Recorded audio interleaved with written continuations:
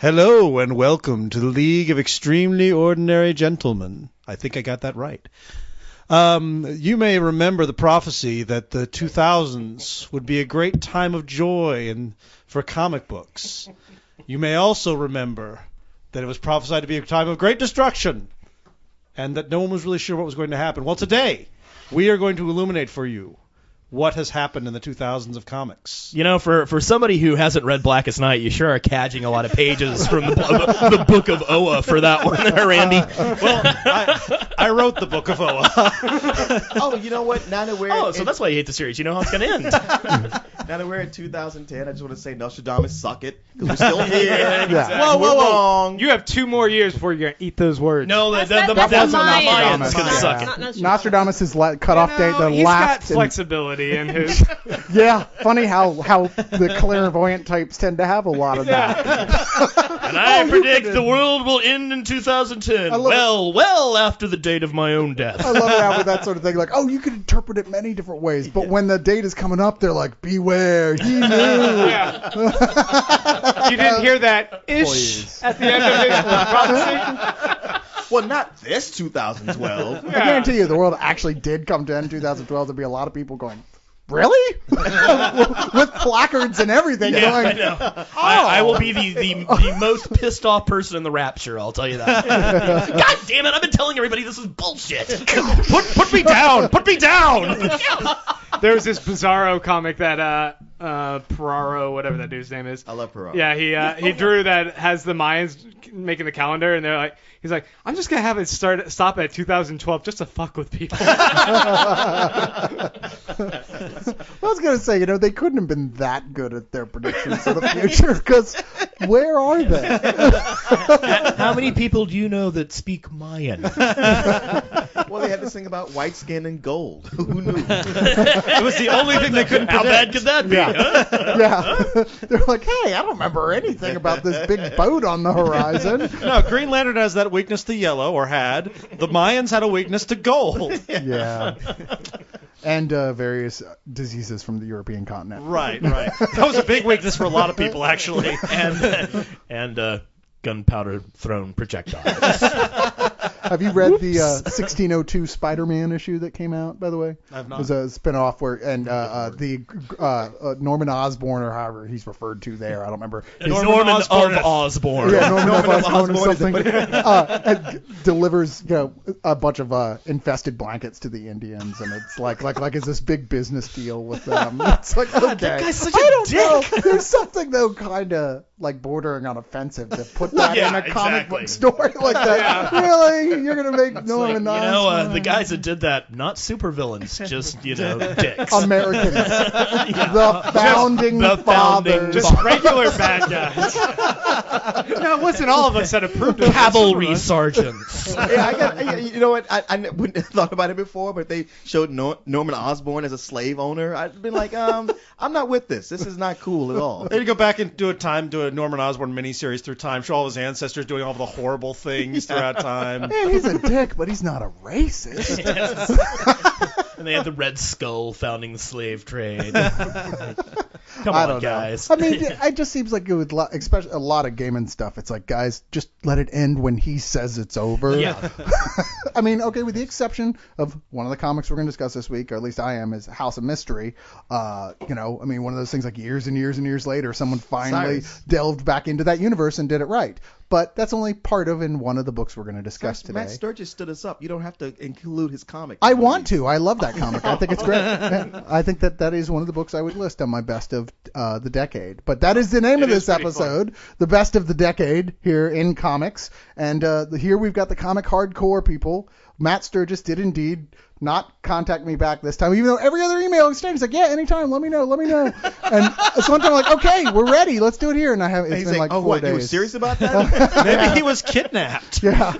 I don't know. I mean, he's like, he probably has to go and leave town for various things all the time. So. He's part of my writers group, and we haven't seen him in a really long time because I know he's got a bunch of different titles right now, and occasionally doesn't show up to writers group. What you should have done, Cyrus, is just invited Bill Willingham to be on the show, and then Matt Sturgis would have shown was gonna make a joke like that. Because then we wouldn't have had Randy. No, not for long at any rate. I was gonna make a joke like Or that. maybe they could have finally settled their differences. Yeah, I'm afraid Yeah. he'll settle his difference by throttling me to death. That would be He big has a rating. manly beard now, so Because the Leog Arena is always the place to settle your differences. with alcohol and whiskey. microphones. Suddenly this becomes Jerry Springer. We're like, Bill Willingham, we've got a special guest coming out. Come on out, Randy. Do you And remember everybody's this? like, boo. And Randy's like, you just jealous. You just jealous. You want some of this. You don't know me. Throw a chair. Talk to the hand. For the record, Rogues Gallery carries all of Fables. It's true. It's on my list of best of decade. There you go. See, because Randy's the bigger man. He is. He's a big guy, and I mean that in a philosophical sense because really, he's a handsome man. He's a goddamn good-looking man. He is. You are sexy. He's kind of strong looking too, a little ripped. If I was right. Bill Willingham, I might be a little scared. Yeah, I can lift like 50 pounds right over my head. You know what? With that, I think maybe we should just dive right into the comic books. Now, how do we want to do this? You want to go around the table and everybody name one, and we'll just keep going around until we run out of time, pretty much, or what? Oh, I guess we could do that. Okay. Although, that would when it comes to best of, I imagine there's going to be a lot of overlap. Exactly. Well, That's so why then when if someone's already one named it, person yeah. does something first, then nobody else can. Yes. You whoever cannot can't rename. name something suddenly because all theirs are taken, We'll they're be out. killed. Yeah, Right. they'll be taken out and their seat is removed, and then the music starts playing. See, when you say it like that, I feel like, I shouldn't start at the bottom of my list. I should start at the top. Well, I mean, Go with the big you ones. want to go with the stuff you want to talk about the most, that's Yeah. for sure. Yeah. And the whole thing is that way you bring it up and we all talk about it for a little bit, then we move on to the next person, and then they bring something up, we all talk about it. So even if someone else names one of yours, you still get to talk about it just as much. And then Damn the it. comments thread is, I can't believe you guys forgot this. Exactly. This is a loose process, Yes, listeners. it is. It's We'll the figure cycle. this out. It's a circle of life. In fact, I think we might actually, after this is all over, we should totally make a game where we're like bet on like what comics people are first going to thing get that's gonna pissed get named? off Yeah. and Yeah. how fast they get named. We should have agreed ahead of time what one we're going to leave off, what we're going to leave off. Yeah, that'll be the moneymaker. That'll be the moneymaker in No, Vegas. come on. That's all for the believe comments. you guys All the didn't commenters talk who are about going like, I can't believe you didn't mention that. I can't believe you didn't mention my obscure webcomic that I've been drawing for 15 years. Oh, we didn't do the round though. I'm Cyrus, Leon. Bo. Kristen. Randy. And Grant. and I think we're going to start off with Leon and his pick because he's just chomping at the bit. All right. Well, since we're doing it this way, I'll go with my number one pick. And there was something I had for sure that was number one because it is the book that I read every month that has never let me down. It has always been good. Every single issue Rolk? for the last.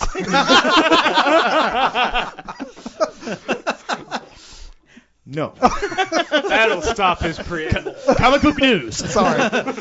He wasn't offering a suggestion. That was a speech impediment. Every preamble just makes me I have a hardest time holding back You from do, don't cutting you? it off. You just wait for that. He's preambling. I can't control myself. However, there was one book that was special, a once-in-a-lifetime thing, and I got to give it the highest of highest props. To me, it was the number one book of the decade, and that would be New Frontier. DC New Oh, Frontier. yeah. That's an excellent pick. Yeah. I think not only did that one succeed both in the storyline, but in the artwork as well. And it seems like a lot of my favorite books, I'm like, well, yeah, no, that's very good. It's very well done. But this is what stood out to me. With that, it was really both. Yeah, it was just there's so much to it. The way it really brings back the past in the most beautiful, poetic way possible. But and getting the Absolute Edition. Where you see it. I mean, it's the best presentation for it. Like, if you're ever going to spend $100, which you could probably find it for 50 online or 75 or something, you're never going to get your value out of that money any better than that. Yep. And if you have any love for DC characters, this is the way to go. Yeah, you know, if there's a fire in my house, I'm grabbing the Absolute New Frontier on the way out the window. A lot of like reimaginings of Origins are just kind of lame. In fact, I'd say most of them, in fact. But that is one of those exceptions where it was so strong that we wanted to reboot the entire universe in that frame of mind completely, I think. But what I love about New Frontier is that it's out of continuity. It's just one story. And you can read, if you've never read a DC comic before, which is unlikely if someone reading New Frontier, but if you've never read it, you can come in there and the characters are all explained, their place in the universe is all explained. I mean, it's real easy to get into. And the fact that they brought the war comics into it. Yeah. No, everybody ignores those. And the way this was, it wove yeah. it into the DC universe. Yeah, Right. which they did when went back in, which they did in the Justice League animated series too. Yes. Yeah, indeed. Well, Love them I both. think a lot of writers took multiple cues from there, like Jeff Johns especially, where they're featuring some of the minor characters in the in the DC universe, like people from the Doom Patrol, people from Challengers of the Unknown, Right.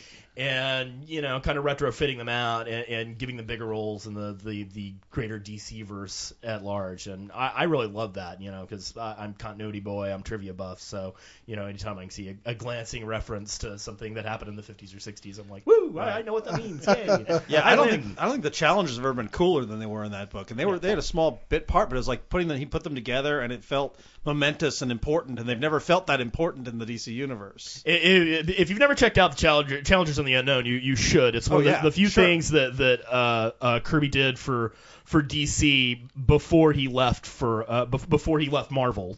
So it predates New Gods and all of that stuff. And the Challengers of the Unknown are basically they're very much the prototype for the Fantastic Four. They're basically the Fantastic Four without a chick and without superpowers, but. Definitely, Kirby was taking more than a few cues from his own writing to put into Fantastic Four a couple of years later. Right. Okay. So you know what? Let's move on to Bo. Bo, do you have an answer? Oh, you probably don't even care. Anyway, Kristen. Kristen, what do you Comic schmonics. Let's see what I want to select. Pick off a of good Maybe one. you were coming up for like 10 minutes now. Pick a good one. Probably the thing that I that really captivated me was that I was surprised, and I just recently got into it, but was Invincible. I just think it's like some of the most original superhero writing going on right now. It's Robert Kirkman, the guy who does Walking Dead, and just brilliant, man. I mean, it really sucked me in to the extent that I pretty much went out and bought the whole thing like. Over the course of 3 days, I went and bought every trade paperback there was. It was just that addictive. It's funny. I started reading that almost from the beginning and really liked it, but wasn't actively collecting them. And I just recently I started rereading them. I was like, you know what? This is one of the best superhero comics being written right now. And I went and bought most of the graphic novels. I'm still missing like 2 of them, but yeah, that's such a good book. Because I was buying it from the beginning too, and I'm trying to remember back because I think the void that it filled was like Spider-Man was really at a bad period at that time.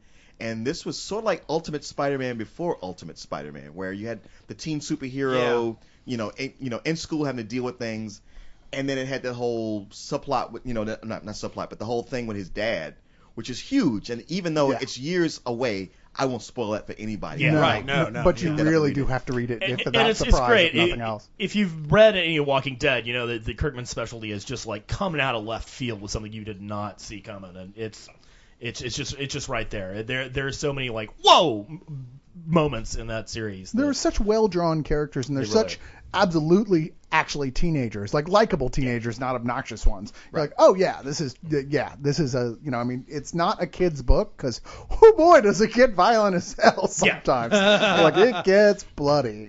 Maybe not as bloody as his, I like to think accompanying book, the Astounding Wolfman. Oh yeah. Which is same universe, crosses over with Invincible, but still pretty damn gory sometimes. I don't know, man. It's probably my top 5 of superhero comics being regularly written right now, in fact. It's also funny. Oh, I mean, there's some funny as hell stuff in there. So it's just really fun superheroes. But he's not afraid to go dark with it either. No, and It's a great mix. He's kind of, I think maybe that's one of the things I like about Kirkman is that he's kind of Whedon-esque in that sense. Yeah, so much of it is he's so many not pop he's not sensibilities. lighthearted, but he's not Yeah. heavy-handed either. Right. No, and Yeah. then but he loves to like pull the rug out from under you as soon as everything's Right. working great. All of a sudden, the most tragic possible imaginable thing happens. Yeah, don't sit there waiting for the happy ending. It's not coming. And if it does, bad things are right behind it. So- His character development is just incredible. I'm not as familiar with Invincible. I've read up to, I believe, one of the more pivotal moments that you guys might refer to in Invincible. But I've read The Walking Dead, and yeah, I just love the detail that he puts in his characters, and everything you guys are saying, I can see it also reflect in his writing for The Walking Dead. It's just incredible. Yeah, his character work is great. I mean, they're really well fleshed out.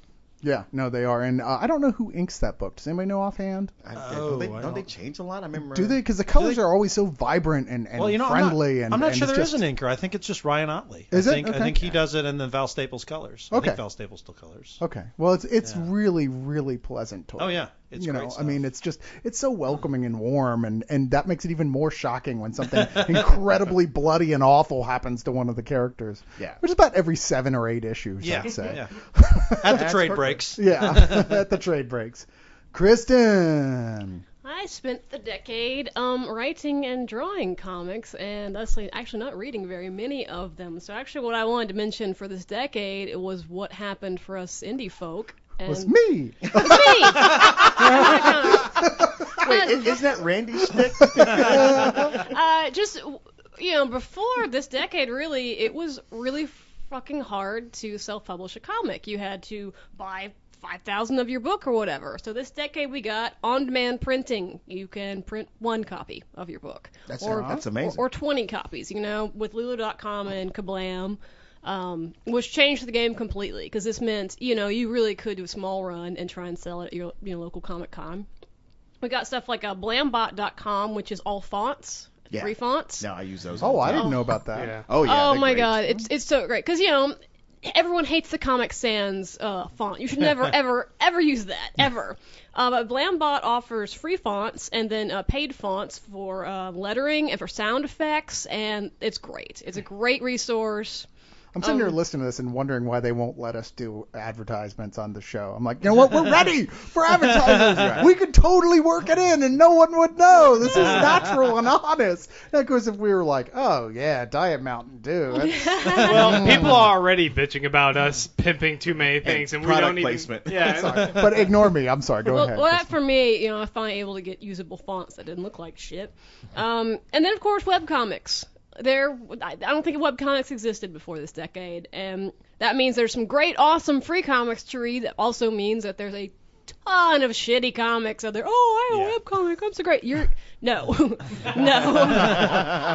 No. Just because you have your little panel joke on your website doesn't make your web cartoonist. Your blog sucks and your webcomic really sucks. I remember back in 1995, there was a webcomic, one of the early webcomics. It was about a female assassin. And it looked like shit, but this kid, he got it out every week and sold T-shirts and made a fortune just from selling the T-shirts for this webcomic and for getting it out every week just because he was consistent and had merchandising. He didn't have to work. That's all he had to do. Yeah. That's what has happened. Ask a Ninja. That guy did the same thing. He turned it into his whole career. Right. Yeah, if you can actually do that. I know Randy and I both know Danielle Corsetto, who does Girls with Slingshots, and she was like, fuck this, I'm not working anymore at these shitty jobs. I'm done. And she put on her website, if you pay for this comic, if you give me donations, I will draw this comic Monday through Friday. And it worked. Yeah. People she actually gets donations on top of selling the books and merchandise and stuff like that. And that's now like an available option for cartoonists. And I think it's great if you're that dedicated to doing it that you can do it. There's a stunning amount of good webcomics these days. But I want to paraphrase Tenacious D here on this one and say, that's great. Keep doing what it is your dream is, and in a couple years, Leog will fly down and we will support you! Or we will say stop. And then, seriously, you must stop. You're totally right. Yeah, there's some bad shit out there. But you'd rather have them on that learning curve not killing trees at the same time, so that's good. Yeah, it's true. But, your jokes are hurting my eyes. They're stinging my eyes.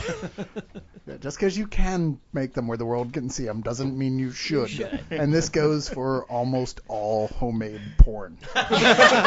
Almost all. Almost. The almost is important. I was always told to follow my dreams. Yeah, not you though.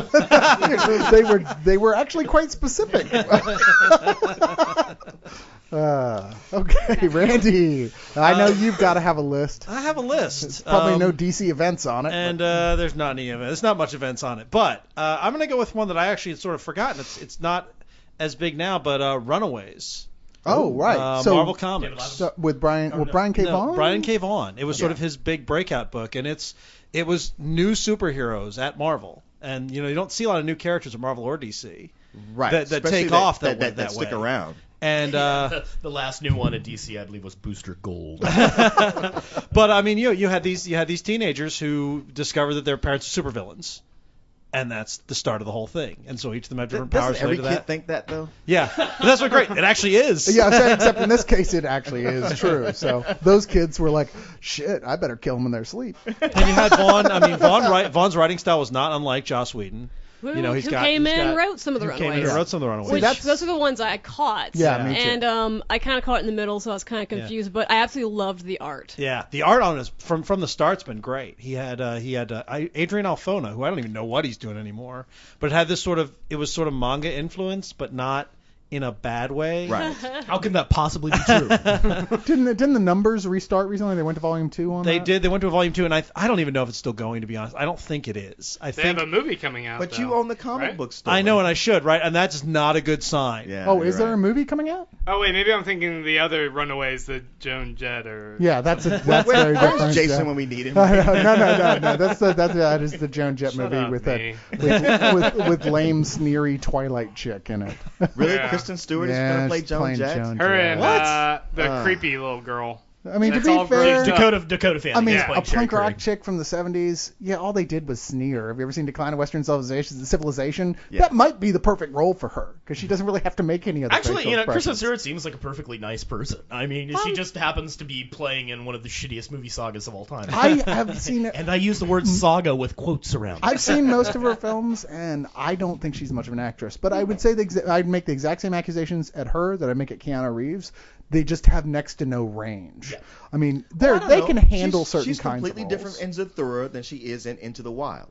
They're two completely different. No, I'm being serious. I'm not playing around. Well, she wasn't even through puberty in Zathura, so it's not surprising she comes off as so different. I mean, she was physically a very different person. Even her voice sounded different then. Well, just saying. All right, we're steering into movies. So. But anyway, Runaways was good, Grant. Oh, yeah, I still like the way you're like, yeah, it was good. Tangent Next turn, flag next to turn. wave. You know, Oh, if that's it's going quite a too segue. far. All right. No, that's Leon. Yeah. Well, I started reading comics actually in the aughts. I never read them. I wasn't really interested until I got into design. Nerd. One of the first comics, one of the first trades, I picked up 2 trades, one of them being Ex Machina, which I'll be surprised if we don't bring up. I'm sorry. Say that again. Ex Machina. Machina. One more time. It's Say hard. that again. Ex Machina. No. Cool Whip. Machina.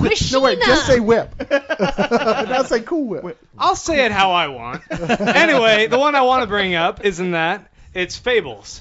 And I'm sure everyone here loves Fables. Oh, yeah. Even if, you know, Sure. Hell some yeah. people have some animosity No, to it. I Wait, did love you bring up Fables. He did sneak that in. Yeah, You yeah, notice how he did that? But he mispronounced it, so I really was he just didn't saying plug those it. were the very 2 first trades that I picked up at Austin Books. That's a and- good intro to comics, by the way. And now his house is pretty much completely decorated by the cover artist. Of Yeah, Yeah, it's true. a shrine to James Jean, definitely. But I mean, it was the first trade. It was a very good introduction, I felt, for me being fresh to getting back into comics, and I really loved Buckingham's playfulness with the style, at least initially, and how he drew the comics. And the story just in the second trade. Well, it was mainly at the third trade of Fables where it really just takes off into this bigger world and the story gets incredible. But I didn't have as high of expectations in the first trade, and so I loved it right from the get-go. And I mean, it's still going strong at trade 11. It's like 70 issues in. Yeah, 80. they And actually it's just they're in amazing. the 80s, yeah. They completed the really the main arc that they take, like Grant was saying, they take 3 whole books just to start setting that up, and they actually had completed that main arc and are still managing to go strong and still keeping it interesting. You can view issue 75 as the end of the series. Yes. If you want to jump If you off, if really you're getting want tired to. of it, you can and it's just a very satisfying ending. Mm-hmm. But then he goes on and does something completely different. that's- Last I heard, Willingham doesn't have He has no an intention end of in ending. sight. I mean, Yeah. he just loves doing it, and Grant- he's built a complete empire off of it. Do you want to give a brief? You didn't actually describe what it is. Oh, okay. Fables takes place. It takes place in the real world, but it assumes that all of the fairy tale fables that you've known before, Cinderella, Snow White, all of Disney's, people that they've grabbed from like Grimm's fairy tales and whatnot, they're all real, and they had to leave their fantasy world to hide out in the real world because there was a big war in the fantasy world. And it just deals with them living in this little secret magical suburb in New York City. And their trials and not a tribulations. suburb. It's New York City, so it's like a city block. Yeah, they have their own little city block. Yeah, and I think it should be said that this is not a cute book, which some might think. Reading that, this is like this is a very dark fairy tale. It does that first the first trade is basically it's a murder mystery. It's 5 or 6 issues, murder mystery. Kind of cute, It's cute. Yeah, it's a nice little start. When I first started reading it, I was like, well, this is interesting, and that's a cool little gimmick. I didn't have high hopes for it, and it wasn't until I happened to be in a bookstore and I picked up the fourth trade and started reading. I was like, whoa, what the hell happened to this? Yeah, they had a huge story arc going. Yeah. Well, I know Willingham to be a great writer. I personally am not crazy about Mark Buckingham's art. Like even back when he did Miracle Man, I was like, really? Yeah, I always thought he was okay, but nowhere near as good as Alan Davis or Gary Leach, the guys who came before him. It's a good time to bring out our special guest, Mark Buckingham. Come on in! You son of a bitch! But Grant turned me on to this book. I kind of fell out of Vertigo once Preacher ended. I knew Vertigo was out there. I read a book sporadically, but never really got into anything. I took a long break after Preacher ended too. Yeah. It wasn't until recently they started doing books that interested me. Well, yeah, but Grant was the one who turned me on to I did. I turned you on. Ex Machina and Why the Last Man and Fables. So I have to thank you for that. You are always talking about how good he looks in his shirt and stuff. You think we don't see right through that? Yeah. Come on, you're looking for those. You're just admiring his work. I do push-ups occasionally. You are kind of cut. At least that's what it says here on these note cards. Yeah, can anyone lend me a you gotta Band-Aid? admit, Grant is the perfect bottle. Okay.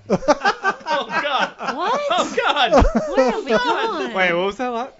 Hey, let's just move on. Okay. What's your pick? Well, I'm going to take advantage of being host of the show to pick something a little bit different and get something like one of the biggest trends of the decade that I thought was a really great one in comics as far as like something that really a larger thing that changed the shape of things, and that's the Ultimate Universe from Marvel. Right on. Which was one of the first times anyone decided to do a whole let's retell our stories, but just very, very different and updated, and it actually worked. Yeah, I was going to say, because Rob Liefeld tried to do it. Yeah. It just didn't work. It'd been tried by other people, that's for sure. It's been tried by other less talented people. Do you guys remember when they announced it?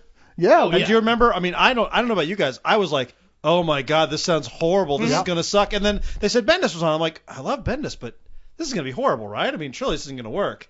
And it did. Well, it lived off the strength of its two best titles, which was Millar's The Ultimates, which is their analog to the Avengers, and of course Bendis' Ultimate Spider-Man, which for, as much as I love Michael Straczynski, Bendis' Spider-Man has been the definitive Spider-Man title since he started writing it. Well, because of what you know what the book that I didn't mention, I was going to say that the book I've enjoyed every single issue of since it came out and has never disappointed me was Ultimate Spider-Man. I figured you were going to say that, and then you switched and said the other one. Well, that was the thing. When I thought about New Frontier, I was like, you know what, this is actually more of an event, something special. But Ultimate Spider-Man not only did like a retelling of Spider-Man done in a way that updates the character, yet still telling those old stories, but making them fresh, making everything work.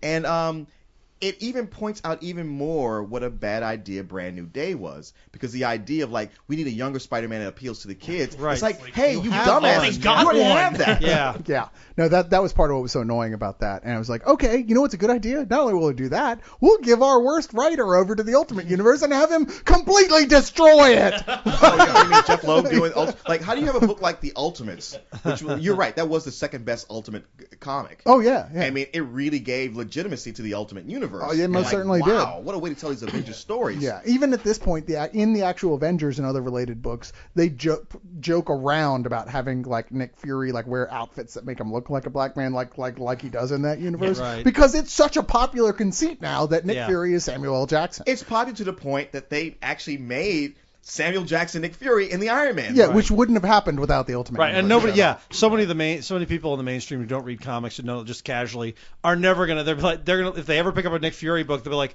why is Nick Fury white? Yeah. Now, not all the books in the universe are great. Ultimate X-Men starts out really amazing Yeah, and goes starts out good. downhill. I loved actually that one. I used to sit in Barnes and Noble and I read through the first like 11 trades for free sitting in But Barnes it- and Noble. I crashes don't- and burns made me kind of mad. hard. It crashed and burned towards the end completely, Yeah. but it's readable up until the last Sure, maybe yeah. 20 Even issues. though it's readable, it wasn't what they said it was going to. What? No, it No, is not. no. Because initially, when What, they, what are you when it talking went- about? Ultimate X-Men. Ultimate X-Men. Oh, Ultimate They had- X-Men. They had Yeah, Ultimate yeah, yeah. Spider-Man, and they announced, okay, Ultimate X-Men is going to be kind of like Ultimate Spider-Man, but it's really going to pick up from where the movies left off. Right. And it that's not what wasn't. it did at Yeah. all. No, but a lot of the other Which is good. books taking place in that universe are really, really great. I always forget the name of it. There's this one that had totally new characters that they made up, and it was like this, at least as far as I know, they weren't based on But anything. the ones that were kind of a parody of Batman and Robin? Yeah, those. You know what I'm talking about? It was Ultimate Adventures, I Yeah, think. Ultimate Adventures. I That think was was Ron it. Zimmerman. Was it? Okay. Cyrus, it's like I don't know you anymore. Well, I don't. I really, Ron Zimmerman's written some good I books. really like that book a lot. No, he hasn't. Yeah, there's I'm an issue of sorry. The Punisher I could show you that was actually pretty good. I really like that book. I don't know what to tell you, but Ultimate Ghost Hulk Rider. versus Ultimate Wolverine was fun. Except Yeah. for the end. Except for the end. You know what? I mean, that book ended? That can lead into the whole. Yeah, finally it did. After 2 years later, they went, "Oh, that's right, I was right in that." Yeah. Yeah. Yeah. Look, The scripts got lost. You waited and waited for longer than Miss Mystic, and when you finally got the end, it's like, oh, that's what I've been holding. Ultimate on for. Fantastic Four is another one. Started out Started out out as really one of their good. best Yeah, books. yeah. I mean, the first 2 volumes, I'd say, by all means, they're worth Yeah. picking up because they're just that good. But after that, it knows. And then Warren Ellis got bored and went on to do something else. Yeah. Well, and it's just like look, the formula is there. Is Yeah. there, guy? It's not hard. You just read the old Fantastic Four issues, Yeah. and then you update it cleverly. Yeah. It's just like, how can you screw that up? Yeah. But indeed they did. Well, Orson I bet I Scott can Card do did it. the same.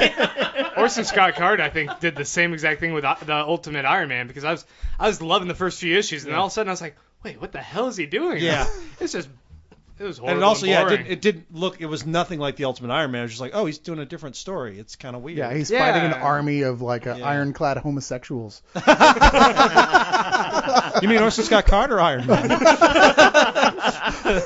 Because in his mind, I think that's what he's doing. But I think despite its problems, the Ultimate Universe in some ways was more entertaining than the regular Marvel It Universe. was. in the Oh yeah. last 10 Well, years. I mean, look at the Marvel Universe now. It is they brought Bendis and Miller came in and basically took over. yeah. And a lot of the vibe of Ultimate Universe and all that became the vibe of the Marvel Universe. I mean, New Avengers doesn't exist without the Ultimates. Which I think is just such a gigantic mistake, and I think part of the reason why I don't like Quesada as much as I do, because he looks at that and he thinks only from a money point of view. He doesn't go, wow, that's so great. We have these 2 books that appeal to 2 very different types of comic fans. All he thinks is this one's making a little more money. Right. Let's turn everything into that, and so they're both the same thing. Well, to be fair, that is his job. yeah. Well, it's job to make money. No. Actually, it's not. That's not true. I know. He's editor in chief. His job That's is actually to- the publisher's job. His job is to make money, but his job is also to balance that versus keeping it actually where people are going to keep buying. No, you know good and well. When we talked to Jim Shooter, he said that was his job, was to appease the stockholders. No, I appreciate that, but at the same time, if someone does nothing but that, is that really your job Well, okay. when you're running? It is his job. We don't have to like him for it, but it is his job. right.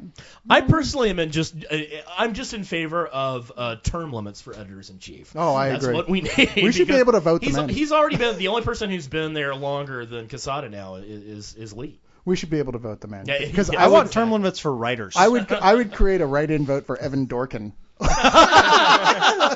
Wow, that'd be You that'd laugh, be but he fun wrote to some of the watch. best episodes of the Superman animated series. No, I love Evan Dorkin, I do, but can you only imagine? Oh, God. He generally speaking, he hates superheroes Yeah. with a few exceptions. So that'd be awesome. He'd just kill everyone. Well, why don't we let's make Gary Groth assistant editor. Yeah. I tell you, man, I was hanging out with Evan Dorkin at a Comic-Con once, and we found somebody was packing up, and there was a image like promotional clock.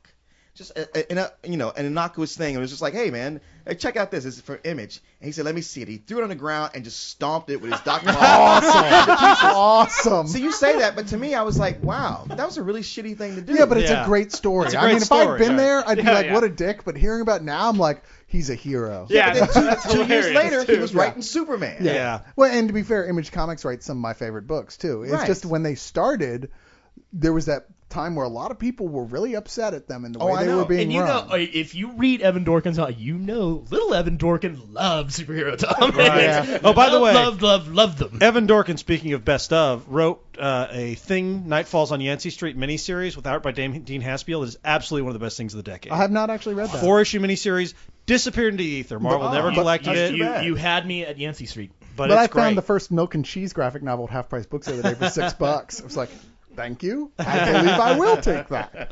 I have not had my dairy supplement for the week, which is totally untrue. Anyway, Leon. All right.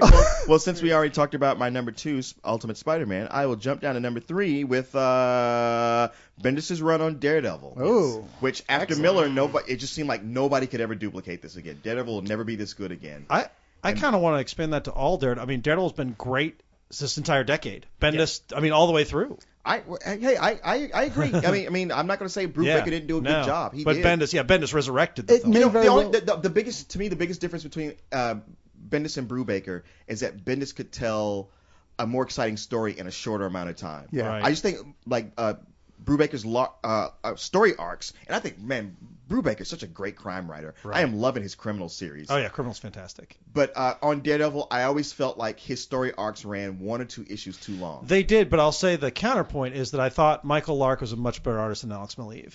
Oh, I disagree I completely. disagree too. I actually totally disagree. I hope Interesting. Lark's not listening to this because he's a friend of mine. But Maleev is one of my favorite artists, period, working in comics. I've lost all As my long affection as for long him. as he's not drawing Submariner, I'm fine. Yeah, no, you're right there. Who he apparently thinks should be played by Ben Kingsley. Yeah, no, I thought it was more like sort of a Popeye thing. I was yeah. going thinking Archie Bunker. Yeah. Carol O'Connor But is. that something being like said, I mean, he just the thing that I've always liked about the successful Daredevil stuff is its grittiness, and I mean, he took that practically literally. It's like he took sandpaper to his finishes. Right. It was awesome. I don't think Maleev does action well, and that was my biggest thing on Brubaker's. I thought the action was stronger on Brubaker's. you know what, run. Randy? I would give it to you, and I always felt that way too. Like, I love these stories. Maleev doesn't do action well until he got to those 2 issues where Daredevil finally beat the shit out of Bullseye, and then the Kingpin. And those I thought were really powerful. See, and I wasn't crazy on his art on that one. Oh, no, I love Maleev. I was a are- big Maleev fan. those are like, but you know, I like Lark better. If you had to pick single moments of the decade of like best of top 5,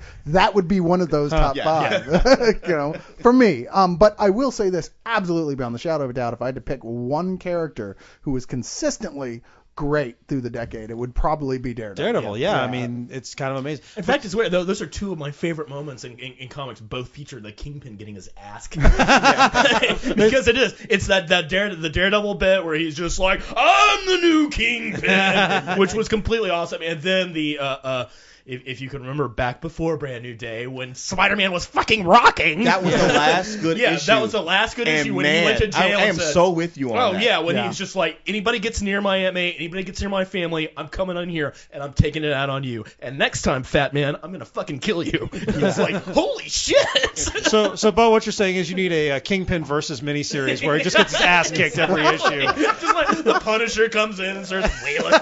Actually, that's what they're gearing up for right now. Finally, well, you know, by issue 12, it's just like, it's people like Reed Richards coming in. Well, at that point, he's just a bloody mess lying on the floor. Power Pack comes in and gives a kick. It's Speedball. Is Speedball going to have to choke a bitch? Or bounce a really obnoxious thing against them. Bo, what do you got for us? Oh, let's see. We did Fables, we did Invincible. Let's go down to... I wanted to bring this up just because, like, if anything I've been weak in the last, like, 5 or 6 years, it's been reading a lot of indie stuff, and I did want to bring up just Chris Ware's Acme Novelty Library, which was, published in the Knots, so I think it counts. I will scratch that off of mine. Yeah, next thing to list. Just absolutely amazing. Depressing as all hell, oftentimes. Don't read it with whiskey and a just don't read it while you're or like razor blade. under the influence of anything, because you'll go into your bathroom Except and start maybe breaking out your razor ecstasy. blade. Yeah. Ecstasy. This is so well drawn. This is obviously by a master draftsman. Ooh, this paper feels good. I want to touch Jimmy Corrigan's hair. No. Reading Chris Ware on Ecstasy, that people would come in and you'd be like, you may have leveled off. You're like, how's it going? kind of all right. Didn't you take ecstasy? Yeah. A little, But it's just a little bit too long ago. It's really an amazing, like, the way that he takes those old templates of like, you know, Crazy Cat and Ignatz and you know, Tintin and all these things, and winds it up into this, like, just heart-wrenching, like, it's a story, you can follow it, but it's, you know, just such an amazing use of space and, you know, panel by panel art. They're these tiny little melancholy tales that aren't hugely significant. It's a child who finally meets his father who abandoned him. It's a kid who's bullied in school. It's just little tales, but how he draws it, it's the design, beautiful, and he draws it all by hand, and it looks like it's just so precise. It's very clean line.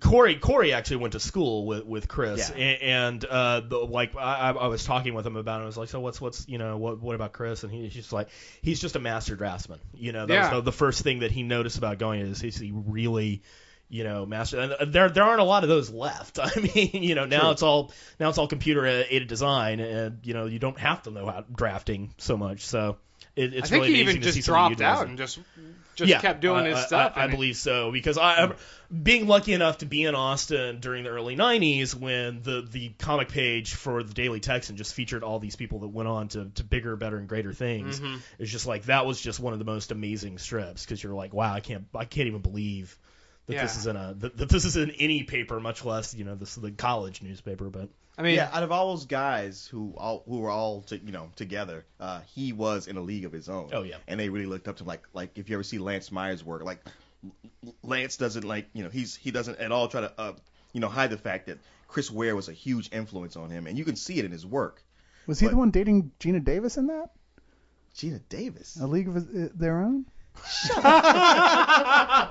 Really? You went for the League of Their Own joke? Terrible. Get out of this room. I like that movie. Like, how many decades did you have to reach back for that? That's a movie, like, some of our fans say weren't even born when that movie let's came keep out. the jokes in this decade, please. The funny thing to me about Chris Ware and the Acme Libraries, how many different volumes there are of that? Like, well, he doesn't illustrate so much, like all of those though. He's like a publisher for a lot of those compendium books. Yeah, he farms them out to a bunch of kids in Korea. He has a little sweatshop. It's like a drafting sweatshop in Indonesia. But doesn't a bunch of kids with T-squares and drafting boards? Doesn't that seem fitting, though? That'd be the saddest creation method for the saddest comic.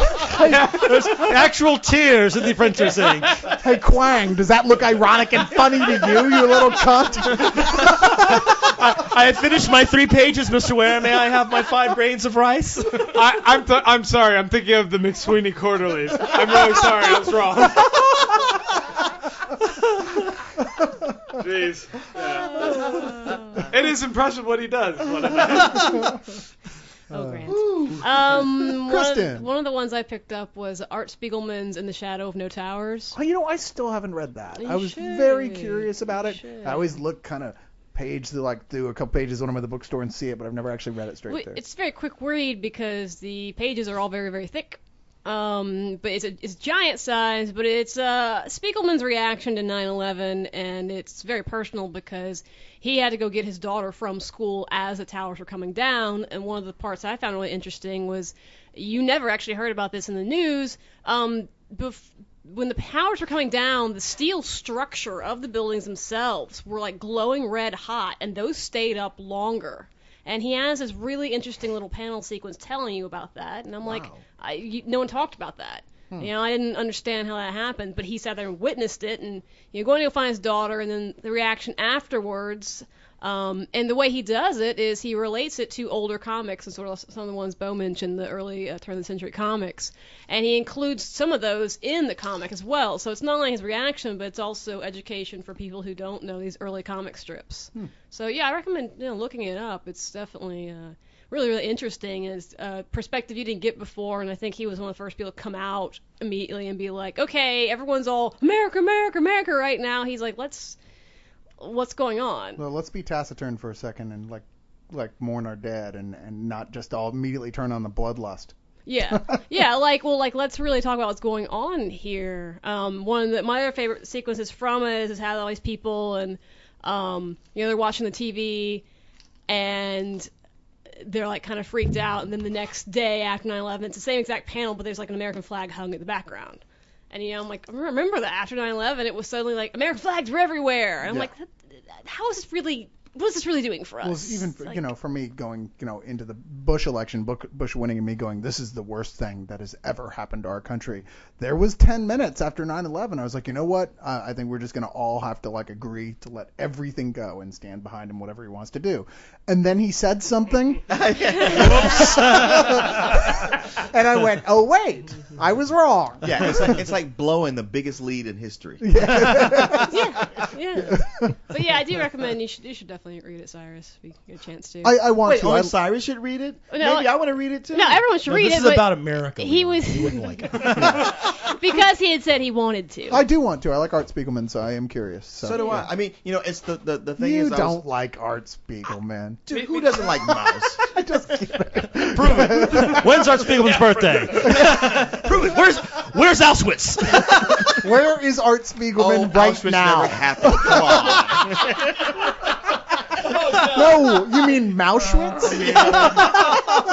Now the guy that I took down for comparing our snide racist comments to Holocaust denial is going to be all over my ass. Thanks, Leon. Thanks a lot. That's the exact reason I just said that.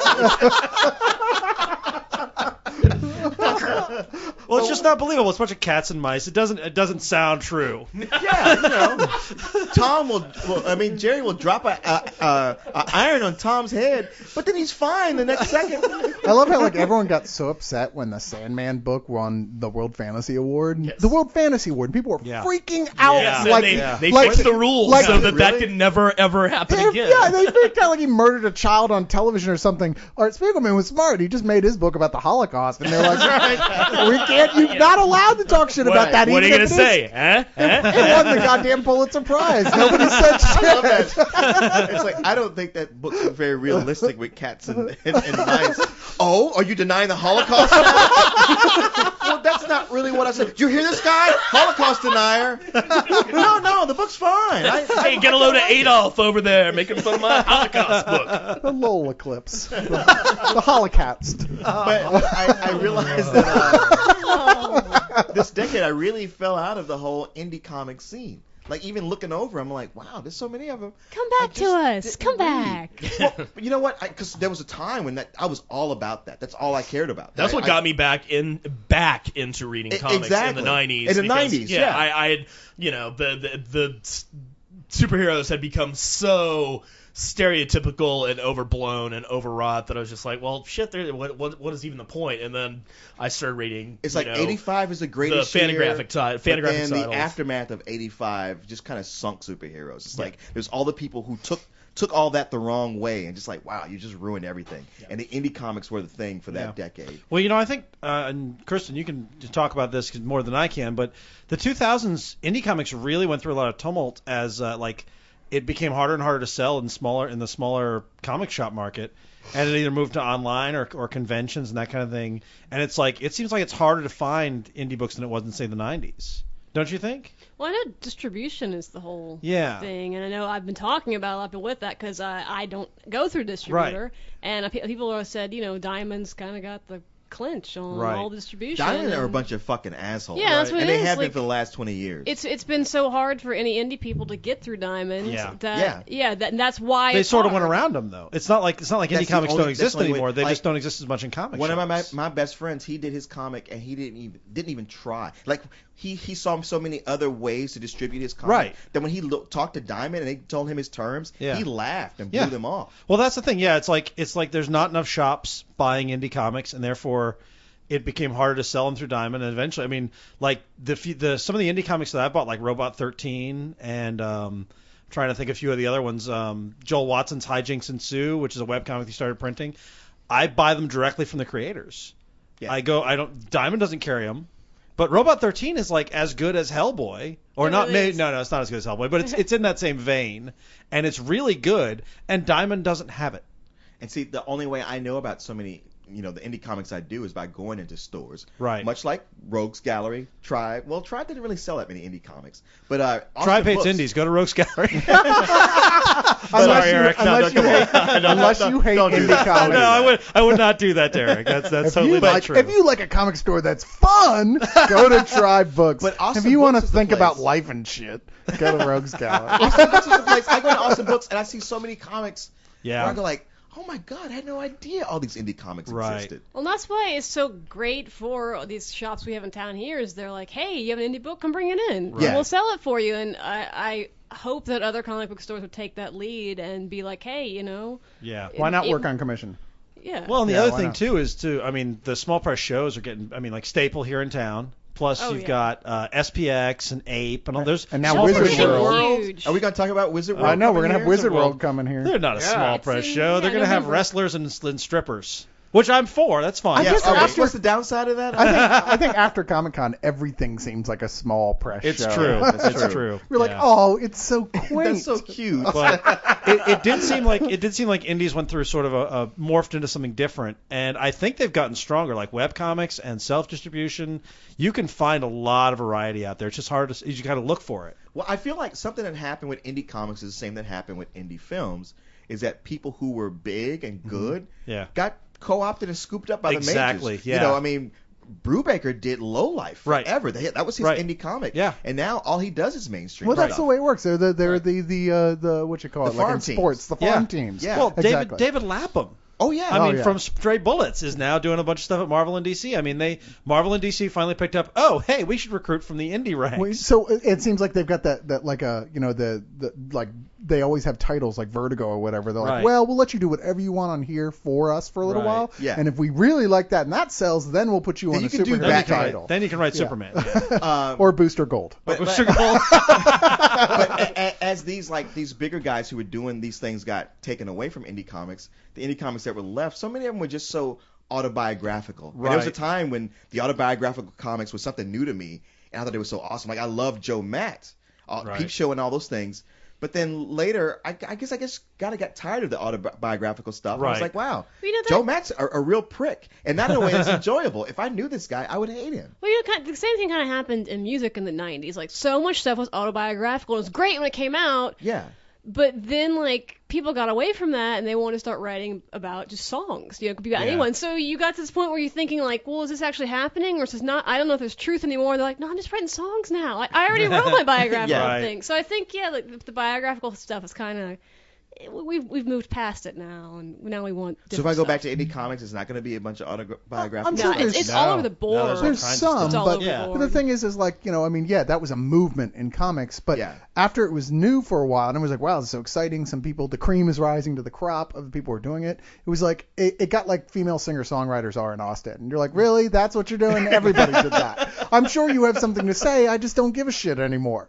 I would love to get a list from you guys of what you think is the best of the indie comics right now. It's tough, but I'll find some stuff. There's, a lot of it has gone to graphic novel. It comes out of graphic novels or web comics. But there's definitely stuff out there. Yeah. Okay. I'll throw some stuff. Throw some stuff together. Right on. Speaking as Randy is, it's Randy's turn. Oh, it's my turn. Let's see. I'm gonna go with Why the Last Man. Wow, Oh, that's it. You waited too long, You see Grant. Grant cringe over here. Fuck you. Every time someone brings up something Vertigo, I'm like, ah, shit. Grant just goes up in a puff of smoke. And I'm really going to get voted off of this. I really wish I didn't make that rule. I would have to say between trying to think of my favorite writers of the decade.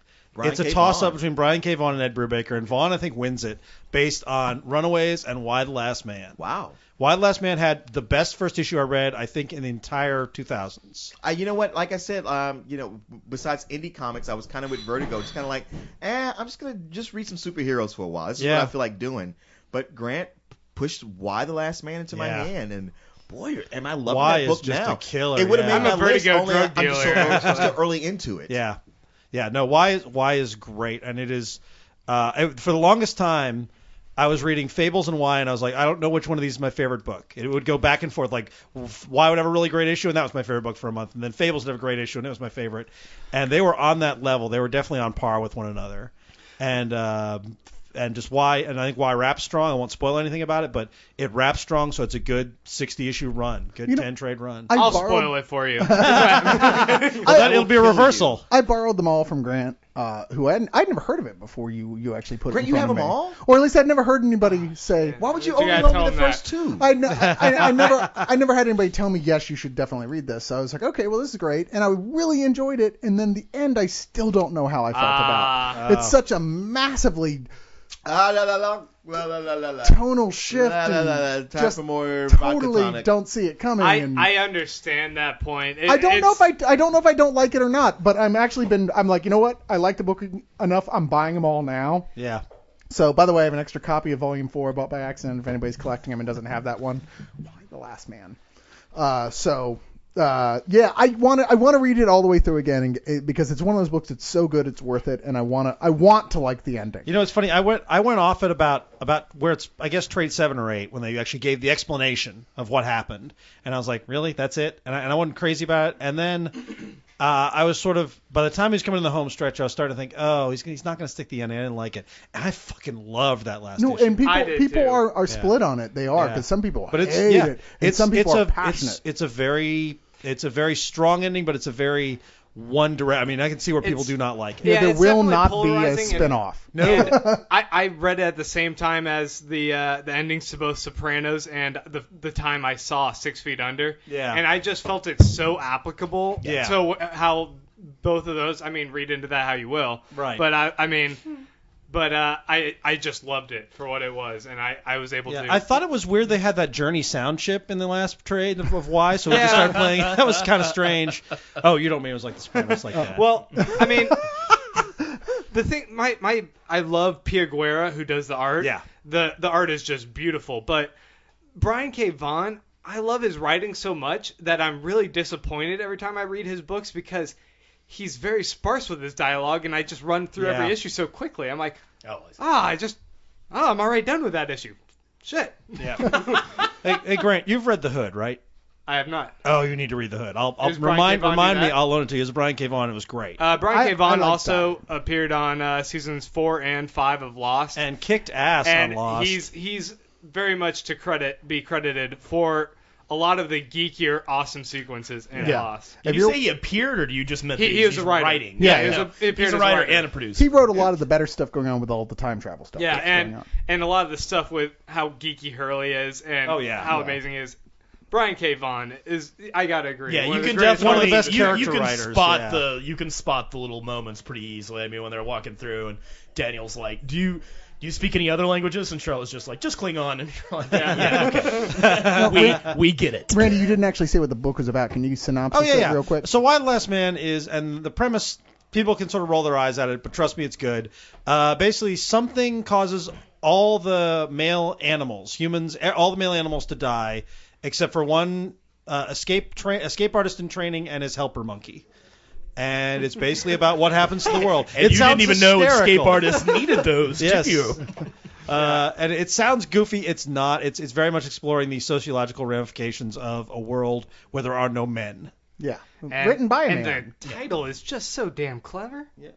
It's about the last man, see? Yeah. And his name, is York. And he's asking why, too. Yes. Yeah, and Y Why? chromosome. It's a quadruple entendre. Is that actually... No one's ever come up with the one before. That's the only time that something is meant for. That's right. You'll sprain something. Well, Grant, I know we keep taking your answers. Well, you know what? I'm just going to stick with this Vertigo because I love it, and I've read so many of them. There's nothing wrong with that. 100 Bullets. The crime story that by Brian Azzarello and something Rizzo. Eduardo Rizzo. I just love it. It's the story takes place where it starts off small, similar to a lot of these Vertigo titles where you don't see the bigger premise at first. Yeah. But it starts off where this mysterious guy with an attaché case of 100 bullets and gun comes up to someone and says, "You've been wronged by this person in a severe way, like, they raped your childhood in some way." And he has proof in that. Here's He gives you like a big proof. folder. It's like, here's how your husband's been screwing around on you, or this guy, because of what this guy did, your wife died. Irrefutable or, evidence. whatever. And it's right. like, here you can go ahead and exact your revenge if you want. You have carte blanche. Yeah. The gun is untraceable. Yeah. The bullets are untraceable. And if a cop catches you, they'll let you go. Yeah. You just do what you want with this. And he leaves it up to the person to decide if they want to enact their revenge. And that story kind of goes on for a bit, and then all of a sudden you start seeing this bigger picture of why he's setting up this, why this mysterious guy has these connections, and there's much more of an Illuminati-esque 13 members control the world type situation, a bigger picture to this crime novella that is just incredible. I stopped reading it before it got to that point. Oh yeah, it's a conspiracy book by the end. Yeah. It's just like Fables, where it starts off in this little small portion of the story, and then if you just keep reading to once you get to trade 3, I think is the one of the best ones I thought. Yeah. It's called Hang Up on the Hang Low. It's a story about this guy and his father, and the story is just I think it's just won a bunch of awards. It was so good, but it really draws you into the bigger picture of what's going on. And even so, as I was reading it, it was kind of confusing, but you know what? Now that it's all out there, all 100 issues are complete. Yep. You can just read it from start to finish, and I bet it'll just make so much more sense. I did that last year or the year before. I sort of fell off it around, 80 or something like that. I just gave up. I was like, I don't know what's going on anymore. I can't read it in single issues. Yeah. And I lost track of it. So when the trades finally came out, I bought the last 3 or 4 trades and read trade 1 all the way through trade 13. Wow, Yeah. I think. And it reads great as one big story. It's the best way. I hope they do like an absolute edition or something like that, and just put it into three hardbacks. But my only problem, and I really like the art. The art's very expressionistic and cool. Yeah, it's lovely. amazing. My only problem is all of the kind of main characters that we get involved in. They all dress alike. They all dress in black suits with black ties and white shirts. Yeah. And sometimes you're just like, wait a minute. Yeah. Which one was that? Yeah. There are two. That is. There are about 2 or 3 guys that all look way too similar. Yeah, exactly. And you have to this draw guy's got a guys, scar. so. I gotta look for the scar, even on the little small. You know what? pictures. You don't have any trouble telling the women apart though. Oh yeah. no. the South American artists do love to draw their sexy women. Yes. They're Rizzo doing this, right? Yeah. And all the cover art's by Dave Johnson, and I loved picking up Dave the Johnson individual is issues amazing. just because of how creative he was with the cover It's art. a beautiful looking book. It really is, and it's got such an interesting story. But you hit on when you said it gets confusing real fast. Oh yeah. I mean, I had the trades in here. I borrowed them from you once Yeah. again, Grant, and I had them for like a year. I mean, the problem and it was because I couldn't finish it. I'd read 3, and I took a break for a week. I went to read 4. I was like, what the fuck is going on? Well, yeah, Azzarello has a deliberately obtuse writing style too, which can be a little annoying. He writes these conversations where it's like a guy will say something and the guy will respond to what was not being said but was implied. Yeah. And it's nobody actually Especially talks the that way guy. he That guy writes. does a bunch of sideways talking in Yeah. book 3 that you're like, it's like oh, reading. what? It's like reading a Mamet play without seeing it acted out. You're like, it is God it is damn it. crazy stylized, and I can. Well, you're it so gets right. Mamet frustrating. is like that. Yeah. Oh When yeah. you read it, but when it not is seeing one of it. the best books that once you've read it, you want to go back and reread it. I mean, Yeah. Don't stop. And indeed, you have to. Yeah. yeah, and you have to. That is really that's hell the did I biggest just flaw read? with it. But All right. Anyway, done. Your turn. And well done. A good choice. Thanks. I was Yeah, wondering if absolutely. you would pick that, actually. Well, you know what? I'm going to take another thing and talk about a grander, a bigger thing. And we haven't talked about, events. You can't talk about comics without talking about events. And even though I know it's early because it's not over yet, but come on, man. If I had to say the arc of the decade, I mean, you look at everything. Dark I sat Avengers, there, Grant, No! will you please be very quiet, please? Preambles get me too. It's Jeff Civil Loeb's. War, It's right? Jeff Loeb's upcoming Planet Rolk. I mean, Red Hulk was awesome. And then World War Rolk. That's hard to say. World War Rolk. World War Rolk. Scooby, is there somebody trapped in mine? I'm sorry. Go ahead. No, I deserved that. That was an awfully long preamble. So I'll just amble along further. It's Blackest Night. I really admire what they're doing. I mean, I fell in love with Green Lantern a couple years back. Yeah, not only I'd go so far as to say not just Blackest Night, but the entire John's run on Green Lantern. I mean, because it's all been leading up to this up there. But since he took over the title.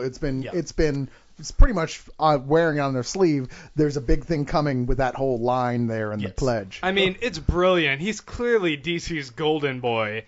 that he took the kind of weaker title of Green Lantern and completely transformed the character, brought in all these side nobody characters that everyone just now is following and just loves.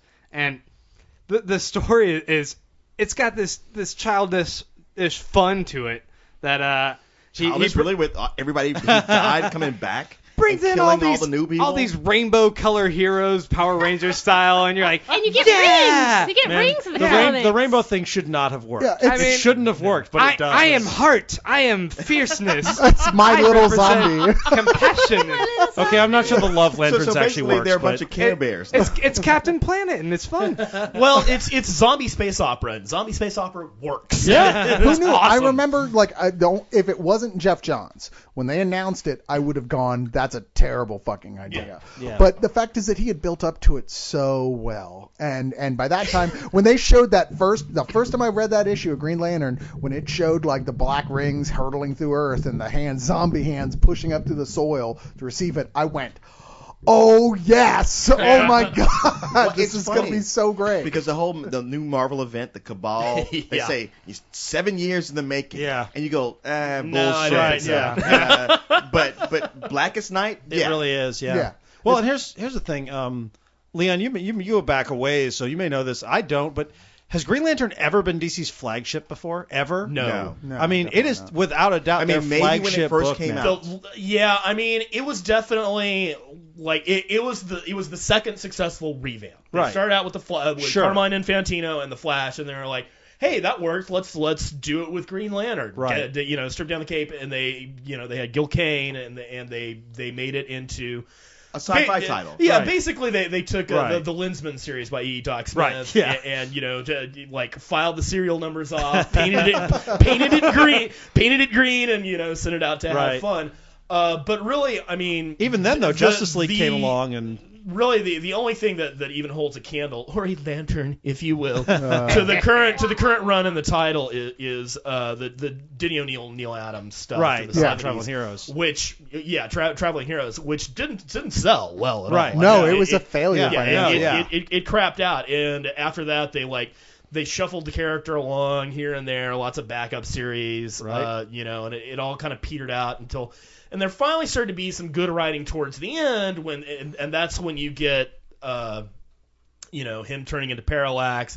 Then you go 0 Hour, and really the best writing on Green Lantern was the Judd Winnick, Kyle Rayner, years before this, and this just, I mean, it's really amazing to see this character that should probably have been an icon at some point. Everybody likes Green and everybody Lantern. is like, Green Lantern, he's cool, he's got a magic ring, but everybody's, so what's your favorite Green Lantern story? And you're like, because as Leon has pointed out, the character was somewhat of a cipher for years. Oh, absolutely, yeah. And now it's just like I've never seen a character so reinvigorated. Those the two character bring back character relaunches of this decade were Green Arrow and Green Lantern for me, and both of them, they just reinvigorated the characters so much and made them incredible. No, that's probably true. In fact, I would say, going back to what we were talking about earlier, just in general across comics, the biggest, oh my God, everybody remembered them again was Daredevil and Green Lantern, respectively, from those two companies. And Green Lantern, I mean, it was partially that they managed to make all the Lanterns fun and cool to read again. I mean, we wanted to know more about John Stewart and Hal Jordan. In fact, I wish they would make 2 Lantern titles, one for each of them at this point, because they're both such great characters. Just once I want to see John Stewart, though, go, what do you mean Blackest Night?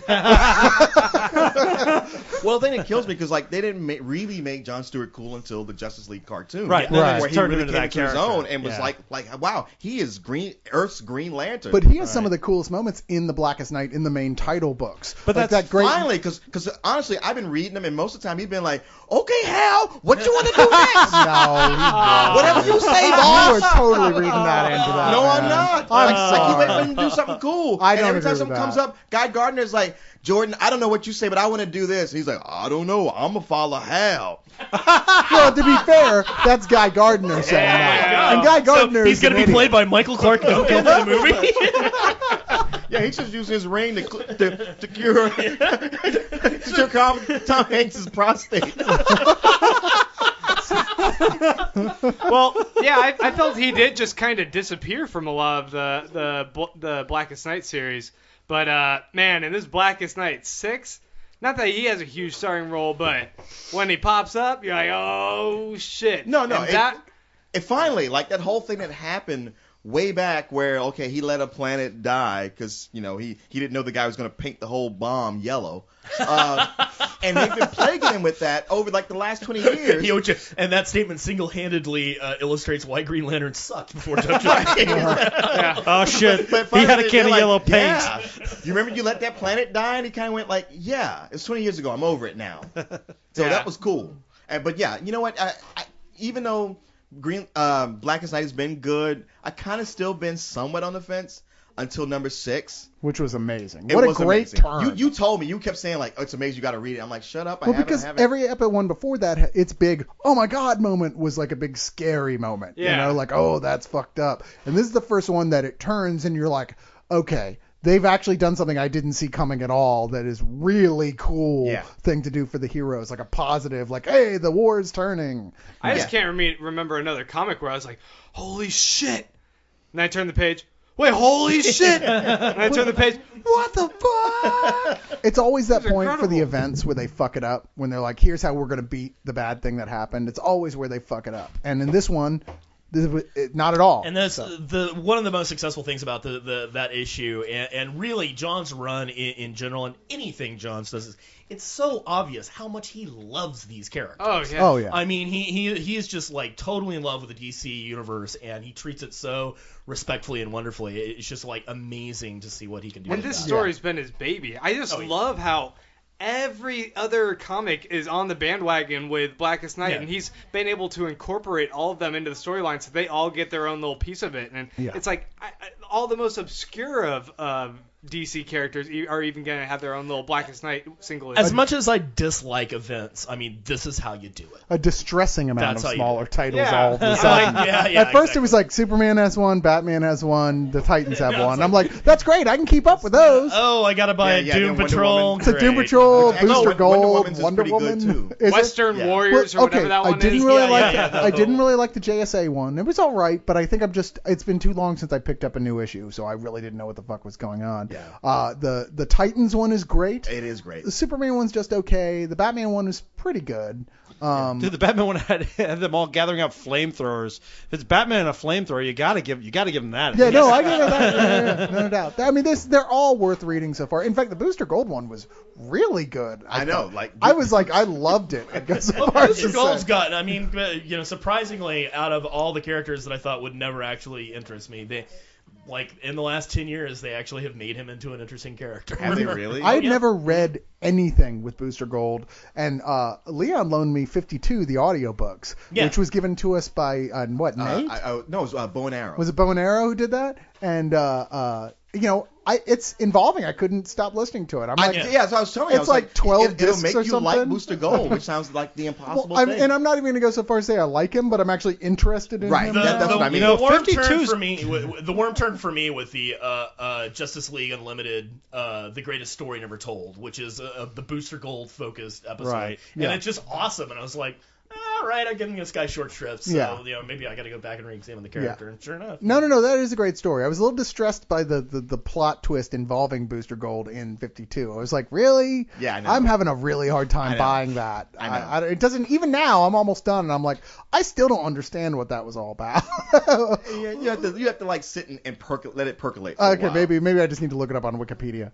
But anyway, you know what? I think we did that. I think it's Leon's turn to pick a title.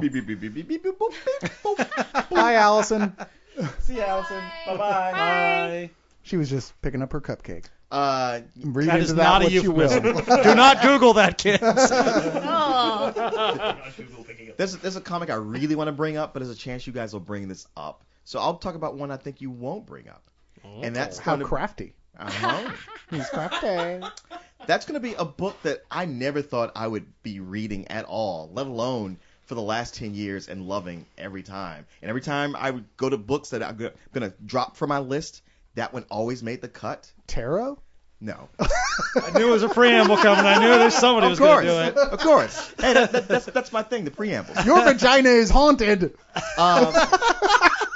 For those of you who don't know the internet joke, that was just you yelling at Leon. My pick is The Punisher.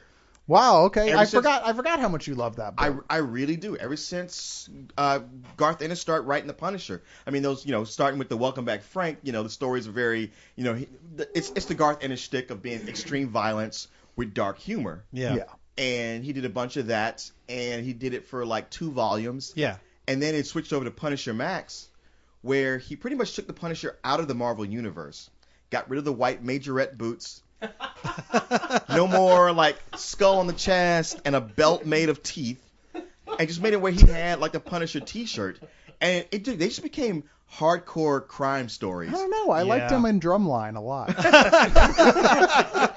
I was glad that he decided not to keep the Hussar's hat. Because a little over the top. Drumline was a better Punisher movie than either of the Punisher movies they made. So, come on, even better than Taken and Man on Fire. But Punisher, I liked the stuff he did with Dylan, the sort of the cute, No, I did too. But Max it just suddenly kicked into a higher gear. It really did. I mean, like, when you think about crime comics, Ed Brubaker is the first name that comes to mind. Yep. But really, you got to give it up to Garth Ennis when you read those books, because they seem like separate story arcs. These great little story arcs with the Punisher who would come in, and it wasn't until maybe the 3rd, 4th, or maybe even 5th story arc where you realize, wow, this is all one long tale. Right. And when he did Born, with the true origin of Punisher, of like what he went through at Vietnam, where he really you see that Punisher mindset was in him long before his family was killed.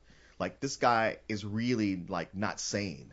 Are they still having him as a Vietnam vet? Because he's an like, older dude. He's in his 60s. No, that's the beauty of it, is that in the Punisher Max series, he is 60 years old. Yeah, he's an older dude. He's one 60-year-old, big, tough, pissed off guy. He's Clint Eastwood. Who is still killing mafioso. He's special forces. He owns everything about himself, and the stories are all believable, except he's just like this force of nature who you get a narration from. Except now he's Franken Punisher. Or whatever. No, that's not that's the other Punisher. That's the other Punisher. That's the other thing about Max. So those Max are completely different universes. Yeah, Max is not in the Marvel universe. Okay. And I got to single out one thing. You probably read these. The one-shots, they got collected as Punisher First and Last. The Cage, the Tiger, and the End. You know what? I don't think I've read all of them, but I've read some of them. I cannot recommend those highly enough. There's a trade that's got all 3. It's basically is there? It's an origin. There's like one of him as a kid in like Hell's Kitchen, and it's like a vigilante tale. It sort of shows his early days, right? Like not him as a vigilante, but like what happened around his neighborhood. Then there's like the middle of his career, which is the Cell, not the Cage, the Cell. And then the End is a post-apocalyptic Punisher story. Yes, that is one of my favorite. Richard Corbin, Richard Corbin on art, that. which is and perfect. Who does post-apocalyptic like Is that the heavy metal? Yes, yeah. Skylar Den. And wow, Matt, I love that trade. Punisher from First to Last is one of my favorite trades of the decade. Really, really good. And if we're talking Punisher trade, that sounds like a good one, because I think I bought those separately. Yeah. But I can't recommend Born enough. Yeah. I only have Welcome Back Frank. It's the only thing I've got. Okay, you really should read Born. Okay. Because it is him at Vietnam, and it's amazing. Yeah. Okay. And it's a totally different take. Welcome Back Frank is sort of his sort of goofy a little bit, you know. Max is played pretty much straight. And it's just fantastic crime Punisher comics. Huh. And back in the 90s, Punisher, like, to me, summed up everything that went wrong after 1985. Yeah. Like, after Frank Miller and Alan Moore made superheroes gritty and realistic, then everybody else who got them didn't know what they were doing. Right. So they were melodramatic and bloody for no reason. Right. And Punisher and Wolverine summed that up like nobody else did. And Punisher was a symbol of the Marvel zombie, as he was called at that time. So I never imagined that would be a book I would be reading. But for the last 10 years, it's been one of my favorite books. Everything comes around eventually, and everything goes terribly downhill eventually.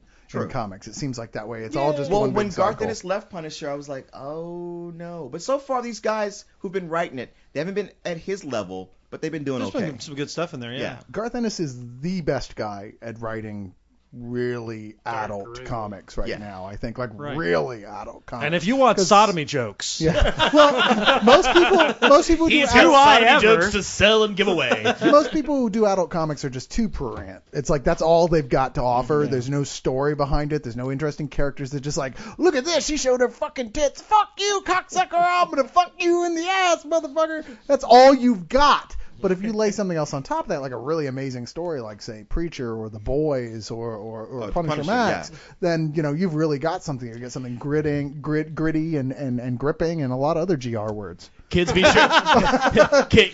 sure to tell your parents where you learned all the sodomy jokes from.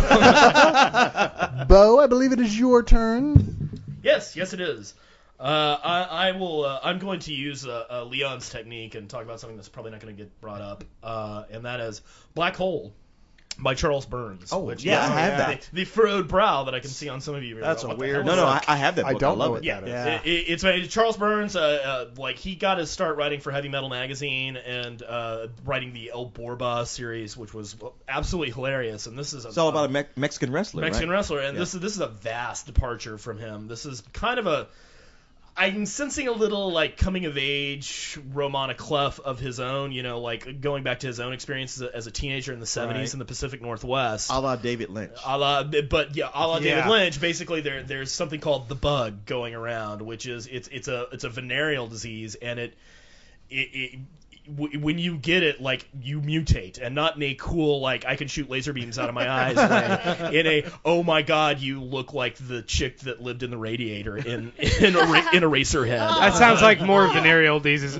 Yeah, and some of the, like, some people that get it they can kind of pass because maybe they've got gills on their sides and or they can girl cover with the that tail. up. Or there's one girl in there that has a tail Which that she is can cover. totally hot. Okay, well, I have a question. So though. hot, it's practically a superpower. It seems to me like if you've got the disease, it's fairly obvious that you've got it. That's No, what I'm that's what I saying. wanna There's some people they can they can kind of hide it in a way. Prehensile? Then there's also people that.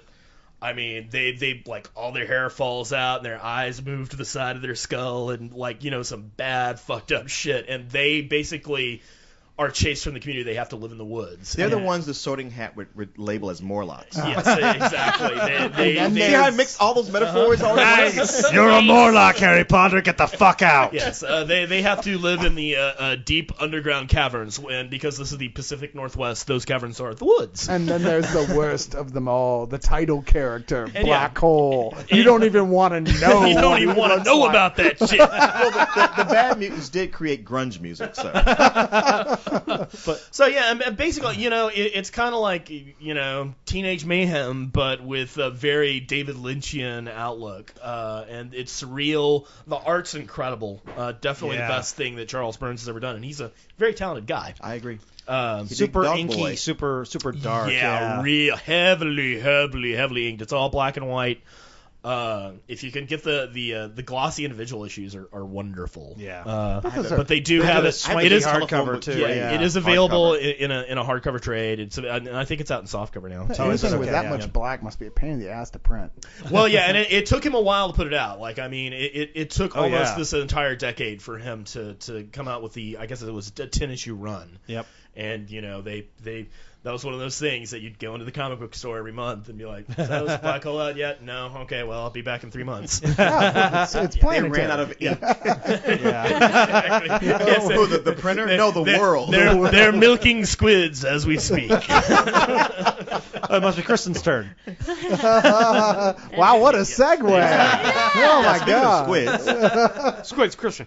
I was happy to see Dark Tower come to comics because I was a big fan of Stephen the book, King's Stephen Dark King's Dark Tower. Yeah, I read all 7 of those books back to back, and one of the annoying things about the book is he kept alluding to this stuff that had happened, like kind of between the other stories. Like, oh well, there's this great battle. But now's not time for me to tell you that. And he kept talking about it. There was this great and epic battle. It was filled with violence and sex. But that's not important right now. Yeah. You're almost like Stephen King, you don't have a budget really here. Yeah. You can tell Well, whatever you want.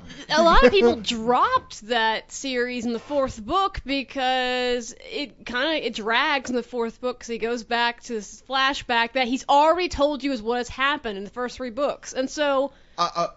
Star Wars prequels? Anyone? I'm just saying, like with the whole mention in those first 3 movies about the Clone Wars.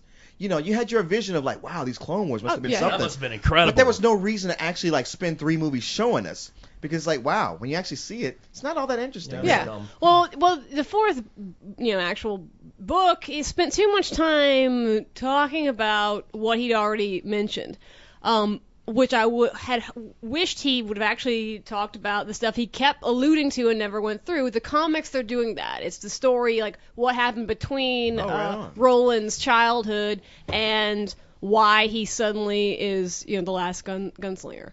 The comics are filling in all those blanks, which I thought was great, because I'm like, I wanted to see this battle, I wanted to see what happened to his childhood friends, and you just know they're dead, but you don't know why. Yeah. So the comics start chronologically. They start from the flashback that is the fourth book in the series, and they're going to work their way up through his childhood onto the other stuff. Sadly, though, I dropped all the comics I was buying over the summer because I bought a new car and lost my job, and thusly couldn't buy books anymore. So I don't know what's happening with the series Sorry right now. to hook you up. Yeah, With what? Actually, what's kind of weird. It's crossing over into Blackest Night now. I figure I just go ahead and get the trade paperbacks. Darkest Tower. Darkest Tower. The art really was amazing. The art was so good and creepy. The comics are really just the book, right? It's well, not that's what I was saying. They adapted some of the story from the book, but then they're filling in the gaps that the book didn't have. But what I mean is it expanding beyond the series? Or I've never read the series, so far as I know, the world ends at the end of it. I don't know. No, like as I understand, it's going to be a complete telling of the entire Dark Tower series, but they're filling in the stuff that Stephen King didn't bother writing. Who's actually writing those bits? Peter David and yes. Robin something that is Stephen King's assistant. Oh. Yeah. Robin Firth.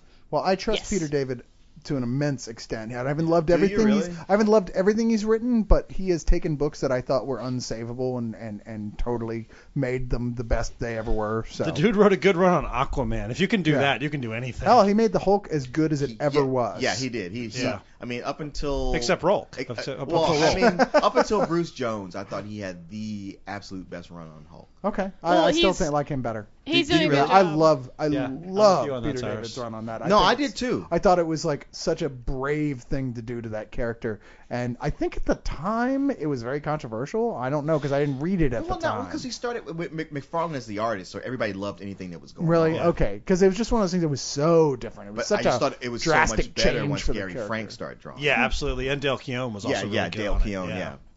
Well, he's staying true to the characters and the storyline. Like it's obvious when you read him. This person read all the books, understands the books, and understands the characters. So yeah, I feel comfortable with him writing it because he's doing a good job. Out of curiosity, do you think there should be a Dark Tower movie series or not? No, because it would have to be really long. Like, you know how they always fuck up Stephen King. They always fuck it up. It is very hard. Oh, come on, Dreamcatcher.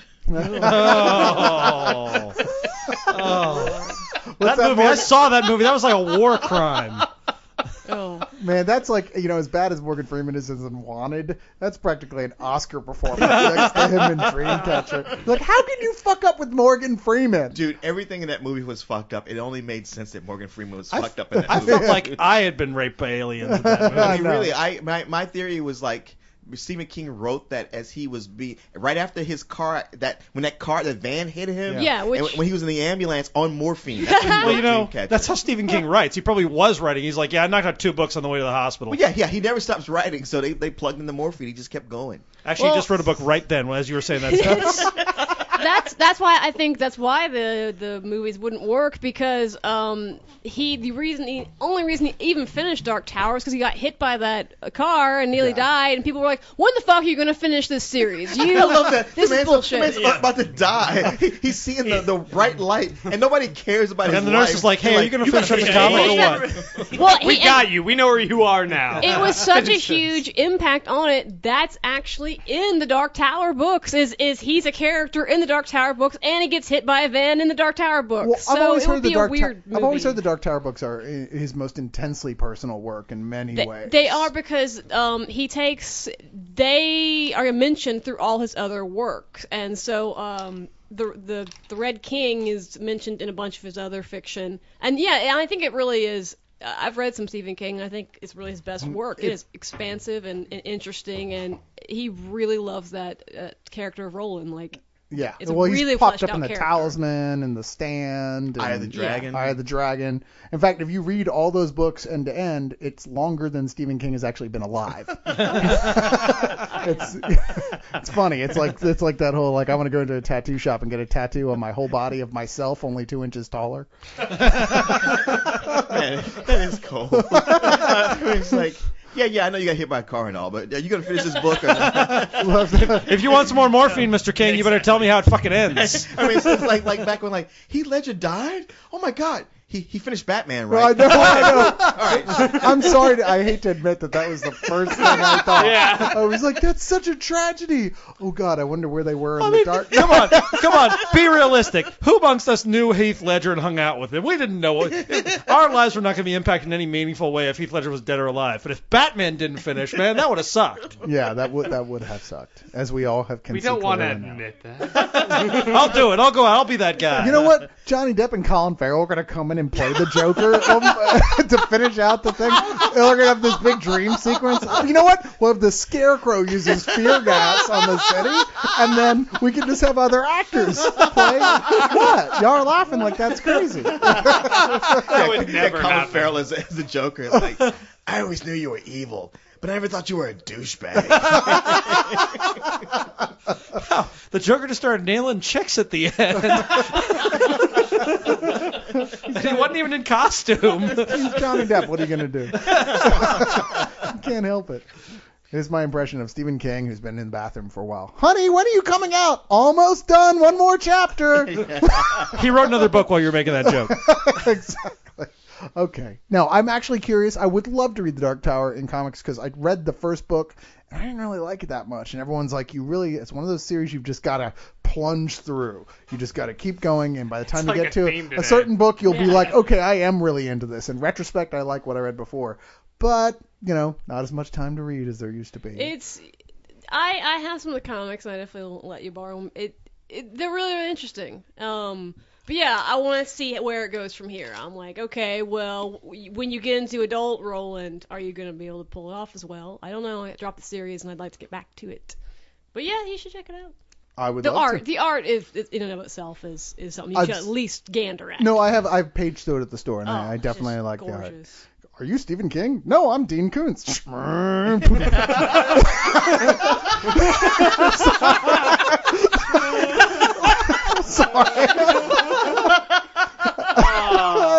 That's my favorite Family Guy joke ever.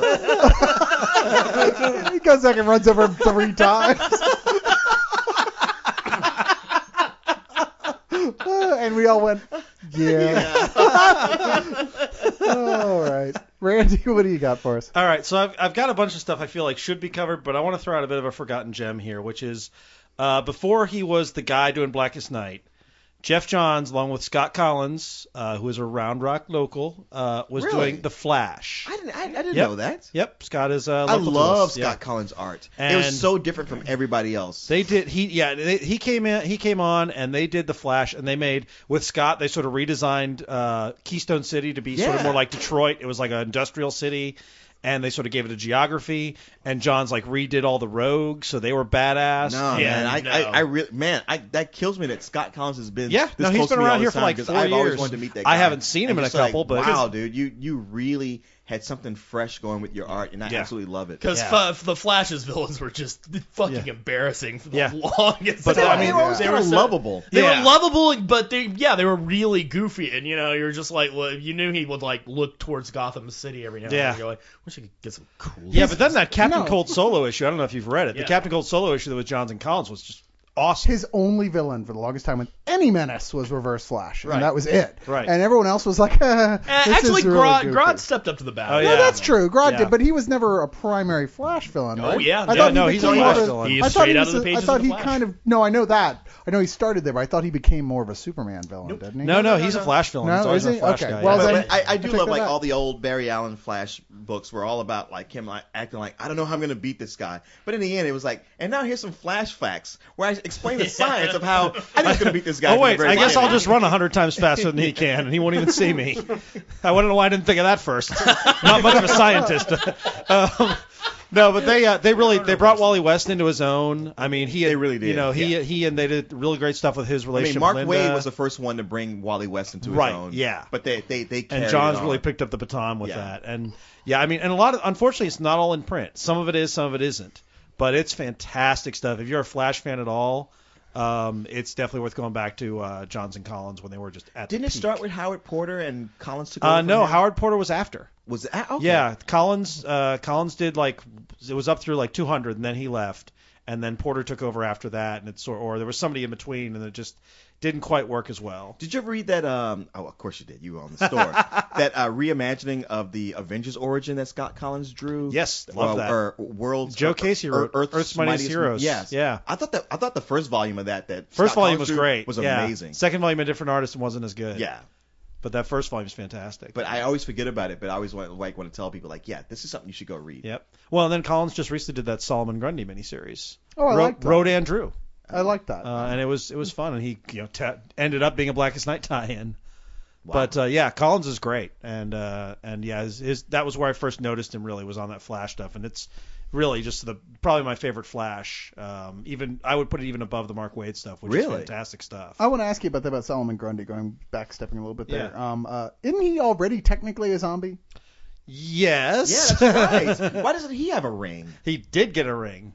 And what happened? He in the miniseries. He dies, right? Yeah. He's zombie. He dies, and then he's resurrected again. Yeah. Well, that's his whole thing. Is he always comes back? He always comes back. That's kind of part of his curse, I guess. Yeah. Solomon Grundy, born on Monday. Yeah, you can bury him, and he'll just always come back one form or another. Now, I don't know that much about the history of the character. Does he remember all his previous reincarnations? No. They've actually one of the things they did in Starman, James Robinson's Starman, was this great thing where sometimes he would be sort of a gentle giant, and sometimes he's just a cold-blooded murderer. Yeah. And basically they're sort of different incarnations of him. Every time he dies, he dies and a new personality comes back. Okay, because the last time I saw him, he was smart and he was slicking his hair back with Brill cream. That's the James Robinson story. That's sort of how that's how they explain the various different personalities he's had over the years. Was that he basically when he dies he's a different person. Okay. Huh? He's like Doctor Who. He's like Doctor Who. Yes, he regenerates. Grundy Smash. Grundy Smash. Which is they kind of went there with the Justice League animated version of him, which was definitely the Defenders. With him as cast as the Hulk. Yeah. But why did they do that anyway? Were they jealous of the Defenders? Were they parodying? No, they love to play around. It was just a nod and a wink. It was just odd because it was did you notice in the Justice League series when they brought back the Super Friends? Yeah. Oh no. But that was both DC. That's why this specifically is like that's a Marvel title, so it was a little weird. Well, there's a history of that. The first time they did Aquaman on the Superman animated series, he was very much the Submariner. Okay. Yeah. Well, it seemed like in the comics when they decided, you know what, we really need to do something to save Aquaman, they're like, let's make him more like Submariner. So, that felt like that was something that came from that first anyway. Let's cut off his hand. That'll be fun. Didn't he has it back now, though, right? Yeah, sure. Yeah, well, it's not. He's not even back. It's not Arthur. Yet. Yeah. Right now, isn't he a Black Lantern? Oh, he's a Black Lantern now. Yeah. I'm afraid I'm nowhere near as thorough with the DC universe as I am with the Marvel with their tertiary characters. Grant. Aquaman ain't no tertiary character. He's a tertiary character. He's fucking Aquaman. Yeah. He's got his own lunchbox, dude. He's A-list. That no one bought. True. He takes it with him to school. Oh, you're the guy. I'm the guy.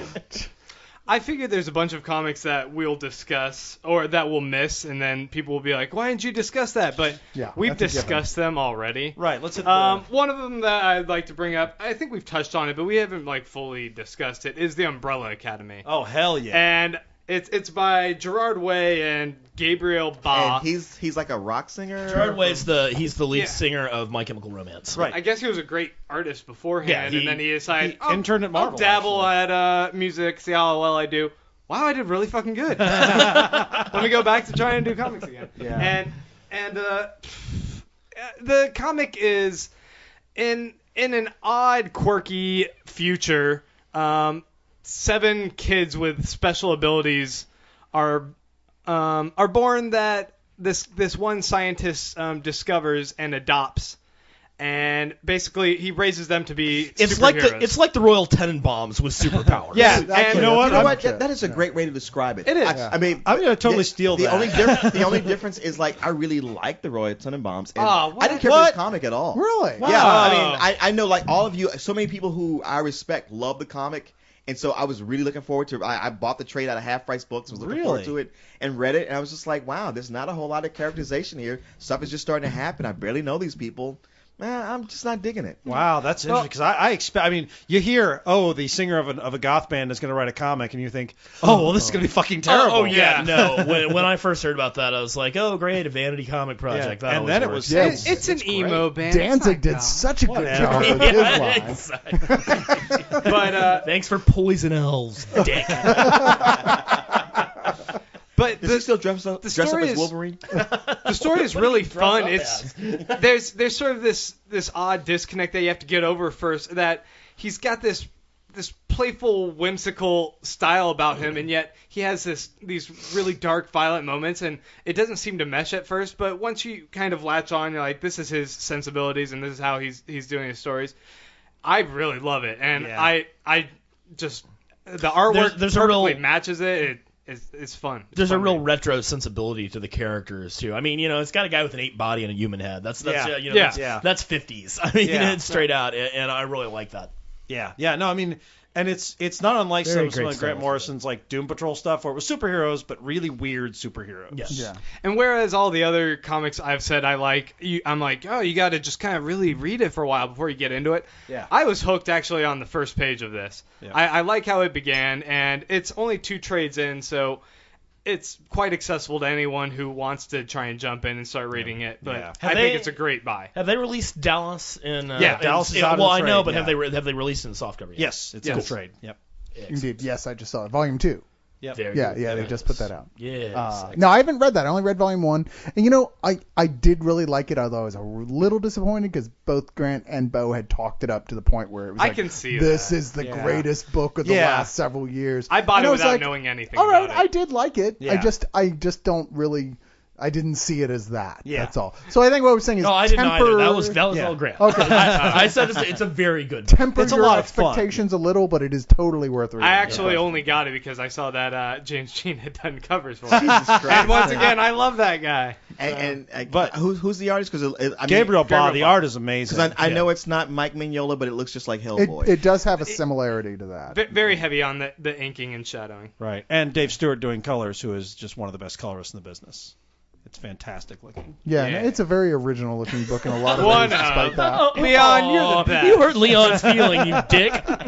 Hey, Austin Comic Books and Comics is the best comic book store. Yeah, see how you like it. You didn't say one of. I said one of. Hey, you should have I don't mean to cut you off here, Randy, but Austin Books and It's so funny somehow. I'm just gonna stand here and look uncomfortable. Hopefully Beyonce will save face for me. Dude, I really hope we get to more pop culture best of decades if we ever. I really hope he wins an award someday so I can get on stage and do that. That's never gonna you'll happen. Be knocking people down. I mean, there'll be a line of people getting up there. All right. Don't worry, I'll never win an award.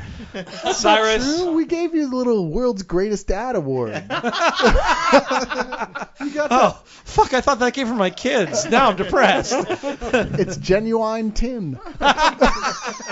Okay, yeah, my turn. I'm going to pull out one that maybe you didn't expect, but I've reread 4 times, and I only bought it less than a year ago. It's Next Wave by Warren Ellis. Oh man, you've been talking that up for quite a while now. I adore that book. I think it is Good Lord. easily the funniest book of the last decade. It's just every time I Definitely read to it. come out of Marvel, definitely. Yeah, well, to come out of Marvel, no question. I and thought just Brand New Day was hysterical. in- I don't know what's- no, Yes, that it was a hard for me to laugh tragedy. between all of my sobbing.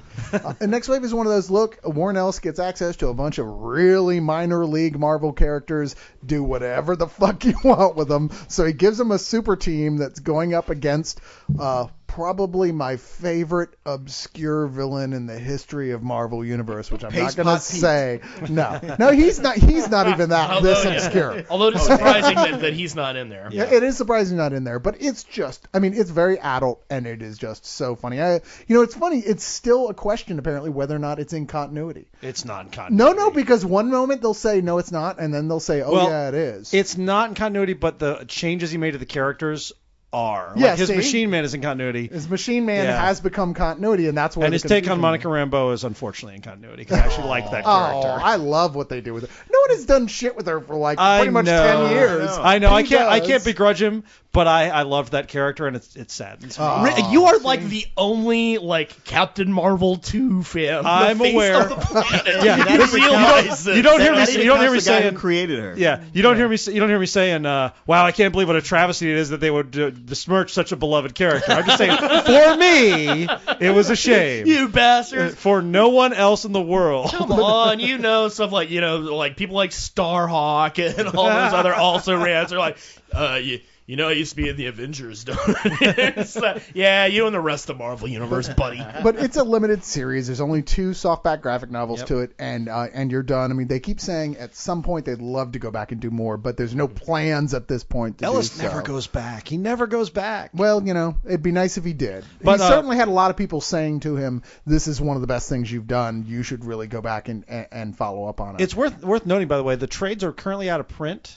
But they're putting them all out in one. They're putting it all out in one big trade this year. Oh, now they do. Oh, are they? Yep, one big trade. Okay. Well, it's a really attractive series. I don't remember. Stuart Immonen did the art, and it's fantastic. Yeah, it's beautiful looking. It's such a bizarre story. I mean, it's just for laughs. And I did honestly, about every 10 pages, I would laugh out loud at something it did in there. I loved it. It reminds me of the classic Keith Giffen Ambush Bug. Yeah.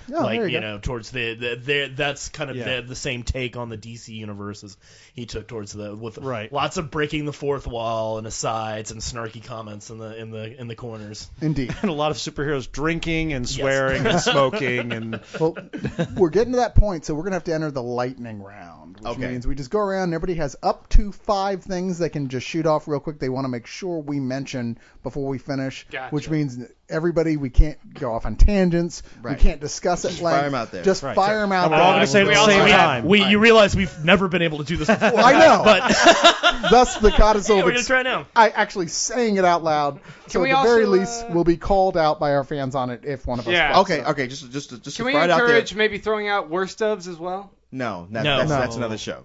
Why would you even say something like that? Yeah, we can do a whole show. No, because if you do worse, you got say because why. My only problem with that is it's going to be July by the time we're finished wrapping up this fucking decade. There's too much worst of in comics. All right, just have one. Just to throw them out there. I can't believe nobody mentioned The Walking Dead so far. Yeah, well, we did actually. Oh, when we were talking about Invincible. When we were talking about Invincible, we skipped over. Which reminds me of a story. Okay, right on. Then I'll just throw out Brubaker's Captain America. Yep. Powers, also by Bendis, one of my favorite books. Hell yeah. And even though it talks so much about Ultimate Spider-Man, I got to mention JMS's Spider-Man, who did he actually brought in a game changer for Spider-Man, where it's been the same thing for years, and he opened up the whole origin of what Spider-Man is about. And then was forced at gunpoint to pretty much retcon it all. Which is just one of the biggest travesties ever. And I'd like my last book would be Gaiman, not Gaiman. What's the other dude? Alan Moore. No, the other one. Morrison. Thank you, Morrison. Morrison and quietly on New X-Men. Oh yeah, that was great book. I know everybody talks about All-Star Superman. I love that. That's fine. It's 12 issues, but they were on X-Men for a long time. Much better. And what they did on X-Men influenced a lot of things that came after. I had given up on X-Men entirely. I mean, I would read the occasional Wolverine run. Someone go, "Oh, there's this 6 issues you should read. It's really good," because that wouldn't tend to tie into 8 billion other characters you've never heard of. But Grant Morrison's New X-Men is you can start at the beginning of it and not be totally lost. I mean, it's in continuity with everything else, and yet it's kind of sticks within its own boundaries. It's really, really great book. I got to go with first of all, Ultimate Superman. think that needs to be brought up. Ultimate- Not Ultimate Superman. All-Star. Okay. All-Star Superman by once another Morrison and Quietly project. Just this really great and original take on Superman. And speaking of great original takes on Superman, Jeff Johns and Richard Donner's Last Son, which was a complete game changer for Superman. Mark Millar, right? No, it's Jeff Johns. Jeff Johns and Jeff Johns actually got his start wait, what did you say? Superman. Last Son by. Last Son. Oh, never mind. Sorry. Shut up. They said a different one. Why do we keep him around? Last Son and everything that's followed all the way through World of Krypton. Really. Yeah. I thought he said Red Sun. Brubaker's Criminal series, which was just Yeah. absolutely amazing. It's redefined crime comics for a whole generation. Yeah. It really has. Most of my other stuff. One thing, I wanted to throw a dark horse out there. If you're looking around your indie section and you see any of Rick Geary's Victorian crime series, they're awesome. It's just like he basically researches, dissects, and illustrates these real murders that happen in the Victorian age. Some of them are in the American Far West, some of them are in England, some of them are in Europe.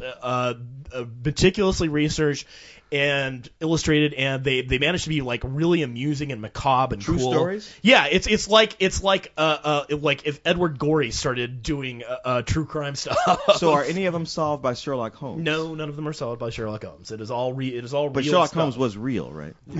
Yes, he was, Leon. Okay, that's all I need. Yes, he was. Pretty much the only other thing I was going to throw out was Walking Dead, but you already beat me to the punch. So there we go. Moving on to Kristen. I was going to throw out Wonder Mark, which was one of my favorites. Oh, yeah. It appeared in The Onion, and then Dark Horse came in, scooped it right on up, and published 2 graphic novels of these. They're comic strips, but he takes Victorian woodcuts that are public domain. I love that. I know what that is. Okay, Yeah. He takes these Victorian woodcuts that are public domain, rearranges them, puts them in a panel sequence, and adds humorous caption, and they're hilarious. They are just hilarious. I love his sense of humor. So wondermark.com. He updates Tuesdays and Fridays.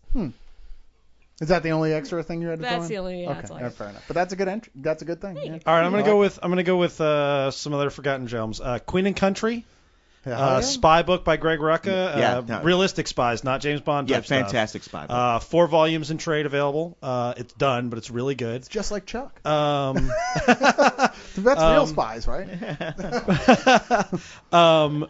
Ed Brubaker, Darwin Cook, and Cameron Stewart on Catwoman. Really? Was a fantastic run. Ed Brubaker writing, Darwin Cook, and Cameron Stewart on art, Catwoman. Okay. It was a crime book. Darwin Cook's Selena's Big Score was amazing. Yeah, and that came out of that run. Yeah, I would throw out fantastic stuff. And I think the trades are still available. And also The Hunter, if you're going to go over there. Yeah, if you're going to go Darwin Cook. The Scott Pilgrim probably has to be mentioned. Sure. The rock and roll dude who has to fight his girlfriend's 7 evil ex-boyfriends in order to win her heart. Are you talking about Michael Cera? No, I am certainly not talking about Michael Cera. No, but you're sounding like it. We may be talking Michael Cera next year, but right now. Man, Bo, you're channeling Jason over here. Sorry. You told him to shut up 3 times in the I know, last 5 but minutes. it's like we've gone through the whole thing and nobody said it to him. That's I true. just felt like it was just wrong. I probably do need. Nature abhors a void. The universe, it's quantum mechanics. The universe tends to correct itself. That's fair enough. Yeah. Kurt Busiek's run on Conan, which was really good. Yes. Okay, I've never read any of them. Ran like Oh, 48, 50 amazing. issues with Carrie Nord on art and had this sort of painted look. Fucking great. And it was basically like a reboot. Started from the beginning of his life as he comes down into the civilized world. Fantastic stuff. And last but not least, one of my favorite books, BPRD. Bureau of Paranormal Research and Defense. The I believe. Hellboy spinoff. The Hellboy spinoff. And I love Hellboy. But Guy Davis has been doing this since it's... Even after those 2 movies, huh? No, I don't like the movies. That doesn't count. But BPRD is basically the Hellboy-less Abe Sapien and sort of all these other guys who work for this bureau that is protecting the Earth from this invasion of evil frogmen. And it's got Guy Davis art, which is just beautiful. It's like... I've been wondering what he's been up to. Oh, yeah, that's what he's been doing. Okay. And it's like there are 11 volumes. The first 2 are sort of a bunch of one-shots that don't really tie in. Volume 3 is where it starts becoming basically, it's a series of miniseries, but it's basically like one big ongoing supernatural superhero book, and it's fantastic. Randy, you're killing my wallet. Jeez. Yeah, you are. You keep mentioning stuff I haven't even heard BPR, of. well, that's what I'm going for. BPRD, Plague of Frogs is the first one. Cannot recommend it highly enough. Just throwing a question out there, because I know this is the one thing that we're going to get nailed on by. I can't believe you didn't mention this because it's everybody's Maybe best of the Grant's decade. going to. Everybody's best of the decade. Has anyone read Blankets? Yes, No, it's we- on my list. Yeah, Okay, We were just talking about that earlier. One of Awesome. those, like, half the people I know go, it's so amazing and touching and beautiful, and the other half are like, it's just complete populist crap. And they're both right. and they're both, actually. and that seems to be the consensus Yeah. I've heard from people. Like, other people said no, it's, and we were saying like Forrest Gump, and you were like, yeah, pretty much. Some people love it. I fucking loved it. But when people say I hated it, it was tripe, I'm like, okay, I get it. Yeah. So, yeah, if you like sappy romance, Blankets is definitely for you. Yes, I do. I recommend it. Grant, All right, let's do this. It's come to you. I've already mentioned it. We've probably already discussed Brian K. Vaughan enough, but Ex Machina. I'd like to say Cool Red Whip. Sun. Huh? Cool Whip. Now just say whip. Whatever, guys. I'm going to say it how I'm going to say it. Are you Stephen King? I'm not going to say it like the people that invented the language. All y'all say things wrong. Get on me for this. I don't. All right, except Bo. You're perfect. It's okay, Grant. You can pronounce things any way you want. Thanks. Grant, I totally hear where you're coming from. Woman for years have been telling me I have a problem with that. Yeah, thank you. Grant talks wrong. Red Sun, I wanted to Very good. mention. Yep.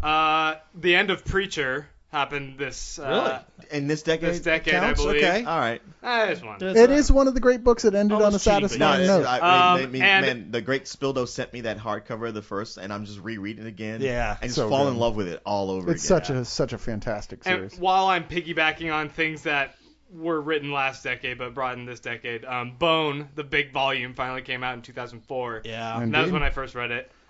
Me too. Great book. Planet Hulk, Kick-Ass. Oh Awesome. yeah, kick ass. Yeah. I can't believe we haven't talked I mean, a lot about I that. just didn't put it on So my it's list not- because it's not it over hasn't yet. finished yet. It's Yeah, not over yet. it never Miller's will. not great on the endings. You know that. He's not. That's the thing. And he delays it for a long time. He delays the endings for a long time. When you get them, you're like, wow. You Well, the good news almost is in this killed one, I it. think it's being delayed because of the movie. So maybe the movie script writers will write a better ending, and he'll just steal it. Yeah. There you go. Yeah, it was all me.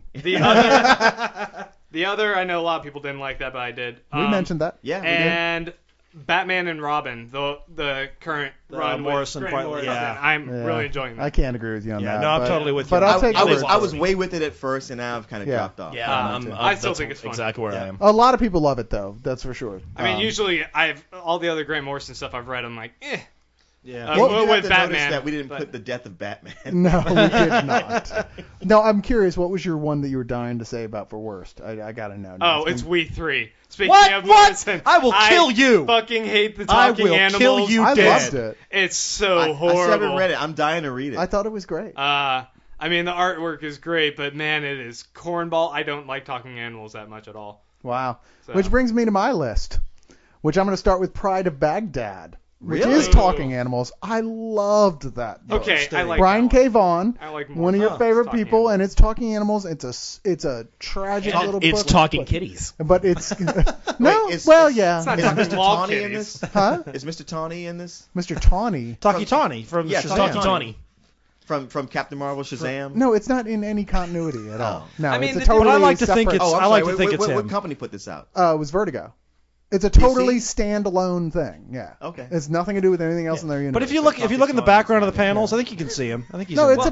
about a bunch of like bombs falling on Baghdad and animals who break out of the zoo when the zoo is it's opened about up. pride of Baghdad is like Yeah. a pride of lions. Lion Yeah, pride. exactly. Well, But- the lions in there, they talk to each other, like they actually like have conversations. Whereas in We Three, it's like woof woof, meow meow meow, and it's like the Wookiees in that Christmas special. I'm sorry. It's like no, I don't want to see them talking like that. I'm sorry, Grant. That Have was a really legitimate beautiful. combo. Where did you? Is that what they actually said in there? I didn't remember. That's very touching. Anyway, it's my list Yeah, I now, was gonna say, man. so you can shut the fuck up, Grant. There it is. maybe you'd enjoy it if you bothered to learn another fucking language, dude. Maybe that's your problem. Maybe you're a little too insular. I don't speak lolcat. He's not. I'm not by anything. I am American not by response. anything. I'm going to J. Michael Straczynski's Midnight Nation. It's one of those books that had to have inspired Heroes, but it's so much better. That's than one of those it. books that I always liked, and I always thought about recommending it to you. But then I always think there's some things in it that might make you hate it. So I'm shocked to find out that you love it. I adore that series. Okay. Now, I've only read the Straczynski. I know that it's gotten followed up since. Wait, are you talking about Midnight did? Nation? Yeah. Wait, are you talking I about don't Midnight think Nation so. or Rising Stars? You're talking about Rising Stars. Oh, I'm sorry. Am I Yeah. talking the wrong thing? Midnight I meant Nation is Rising the horror Stars. book, yeah. Okay, I'm yeah. sorry. Okay, I'm Midnight sorry. Nation is something different. I meant Rising Because Stars. there's so many I elements apologize. of Midnight Nation. I think, man, Cyrus would love this. But then there's other elements I go like, man, Cyrus would No, hate actually, this. I know I got mixed up. I'm sorry. I do like Midnight Nation, but Rising Stars is the one that I adore. And you're right. That definitely had to have something to do with Heroes Right. inspiration. There's no way it doesn't, and Yeah. it's so much better. It's what Yeah, what it Heroes is. should have done. Yeah. Rising Stars is in and of itself a complete story. Other people have been writing it since that I haven't read. I couldn't tell you, but the first 3 volumes that come to a satisfying ending Yeah. are Straczynski, Let's- and that's I'm a going to bring brilliant this book. only because somebody else brought it up to my attention because I forgot about it. Anybody read a book from James Hudnall called Espers from back in the 90s? I've never and read it. 80s? I've heard of it. Because I guess it kind of got forgotten, but it was one of my favorite comics. And man, if you were to find this and read it, because I think it's out of print, it is Heroes. It's one of the things when I saw Heroes, I'm like, oh, it's like it's Espers. It's like, wow, nobody's heard of this. Yeah, and they're always like, oh, no, we don't read comics. You bullshit. You lie. Just the X-Men Days of Future Past alone is proof positive because that's all you've been redoing every season. Brian Michael Bendis' Alias, which so many people have been telling me to read for years, and I put it off. I don't care about some non-superhero character in her day-to-day life. And it's awesome. Oh, Yes. my God, is Yeah. it fucking great. And it's really important with what's going on right now. Oh, it's in, the thing that led up to everything that's going on. Exactly. man. It's a great book. Jessica Jones is just a great character, Yep. and I want them to do more with her. Go ahead and get the baby out of you so we can read you going around shooting people again. Just saying, which is exactly what I said to my ex-girlfriend. Move your tumor. Get back to the gunplay. Wanted, Mark Millar, don't judge the book by the movie. The book is Right. absolutely phenomenal. Yes. The movie And is Grant, absolute continue shit. to shut the fuck up. It is a Yeah. great comic. It is a great comic. I'm Okay. sorry. I love that book. Yeah, I'll just let you. Yeah, okay. The Boys by Garth Ennis, really fun, really, people who are sick of superheroes, but at the same time remember liking them as a kid and maybe feel a little betrayed, like Evan Dorkin. This is that whole bunch of guys who used to have that somewhere deep inside themselves, but realize they're all a bunch of tossers and would just want to kick them in the face with steel-toed combat boots. A bunch of tossers. Who's been watching a bunch of Doctor Who? I know. Me? Yeah, Mr. EastEnders. I don't know what you're talking about. I don't think they're allowed to say tosser on Doctor Who. Really? Bloody tossers. Yeah, they don't really say tossers much. They do on Torchwood though. But the last big thing I want to mention is, I talked about Chew on my best of list on the actual site, so I don't need to go into that at length. Y'all know I love that. My favorite new comic of this year. But Immortal Iron Fist by Ed Brubaker at first, and then Matt Fraction Which we have to later. bring up, or Jason would come over here and beat us up. With his Iron Fist. Yeah, it's oh god, I've always loved Iron Fist and Yeah. Shang-Chi and all that stuff, and this is like, wow, you're doing it and you're doing it right and you're doing it great and it stands alone completely and it's so incredibly entertaining. I'm really curious as to know where it's going to go from here. I know it's officially the main run of it's ended, right? Right, and they're doing an Immortal Weapons miniseries, which is Right. almost over, but hopefully we'll see something back. Yeah, because they haven't really said what's going to Yeah. happen, and I hope that they continue the story because this is like a whole new mini-verse going Yeah. on within the Marvel-verse, reinvigorating these old martial arts characters in a way that I never thought would have worked, but totally did. Well, man, the old Shang-Chi Master Kung Fu issues that were drawn by Paul Gulacy, written by Doug Minch, that's the book that I have most wanted them to reprint because there's such beautiful art, especially for that time, so cinematic. Unfortunately, they heavily rely on Fu Manchu, and they no longer have the rights to Fu Manchu. So they can't reprint They it. can't reprint them. God, Fu Manchu isn't in the public domain. And wouldn't you think he would? You Yeah. would think Yeah. he would be, yeah. Probably eventually. Like, I mean, it's not like people are pumping out the movies. I know, but they wrote him as the father of Shang-Chi. So all the stories, they're all spy stories, like very James Bond. Like even one of the characters is Yeah. drawn to look like Sean Connery.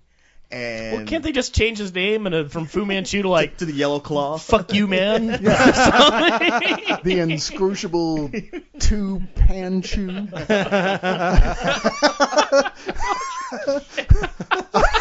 I don't know. How about the how about Wong Fu, and he how can about be a Calgon, the ancient Chinese?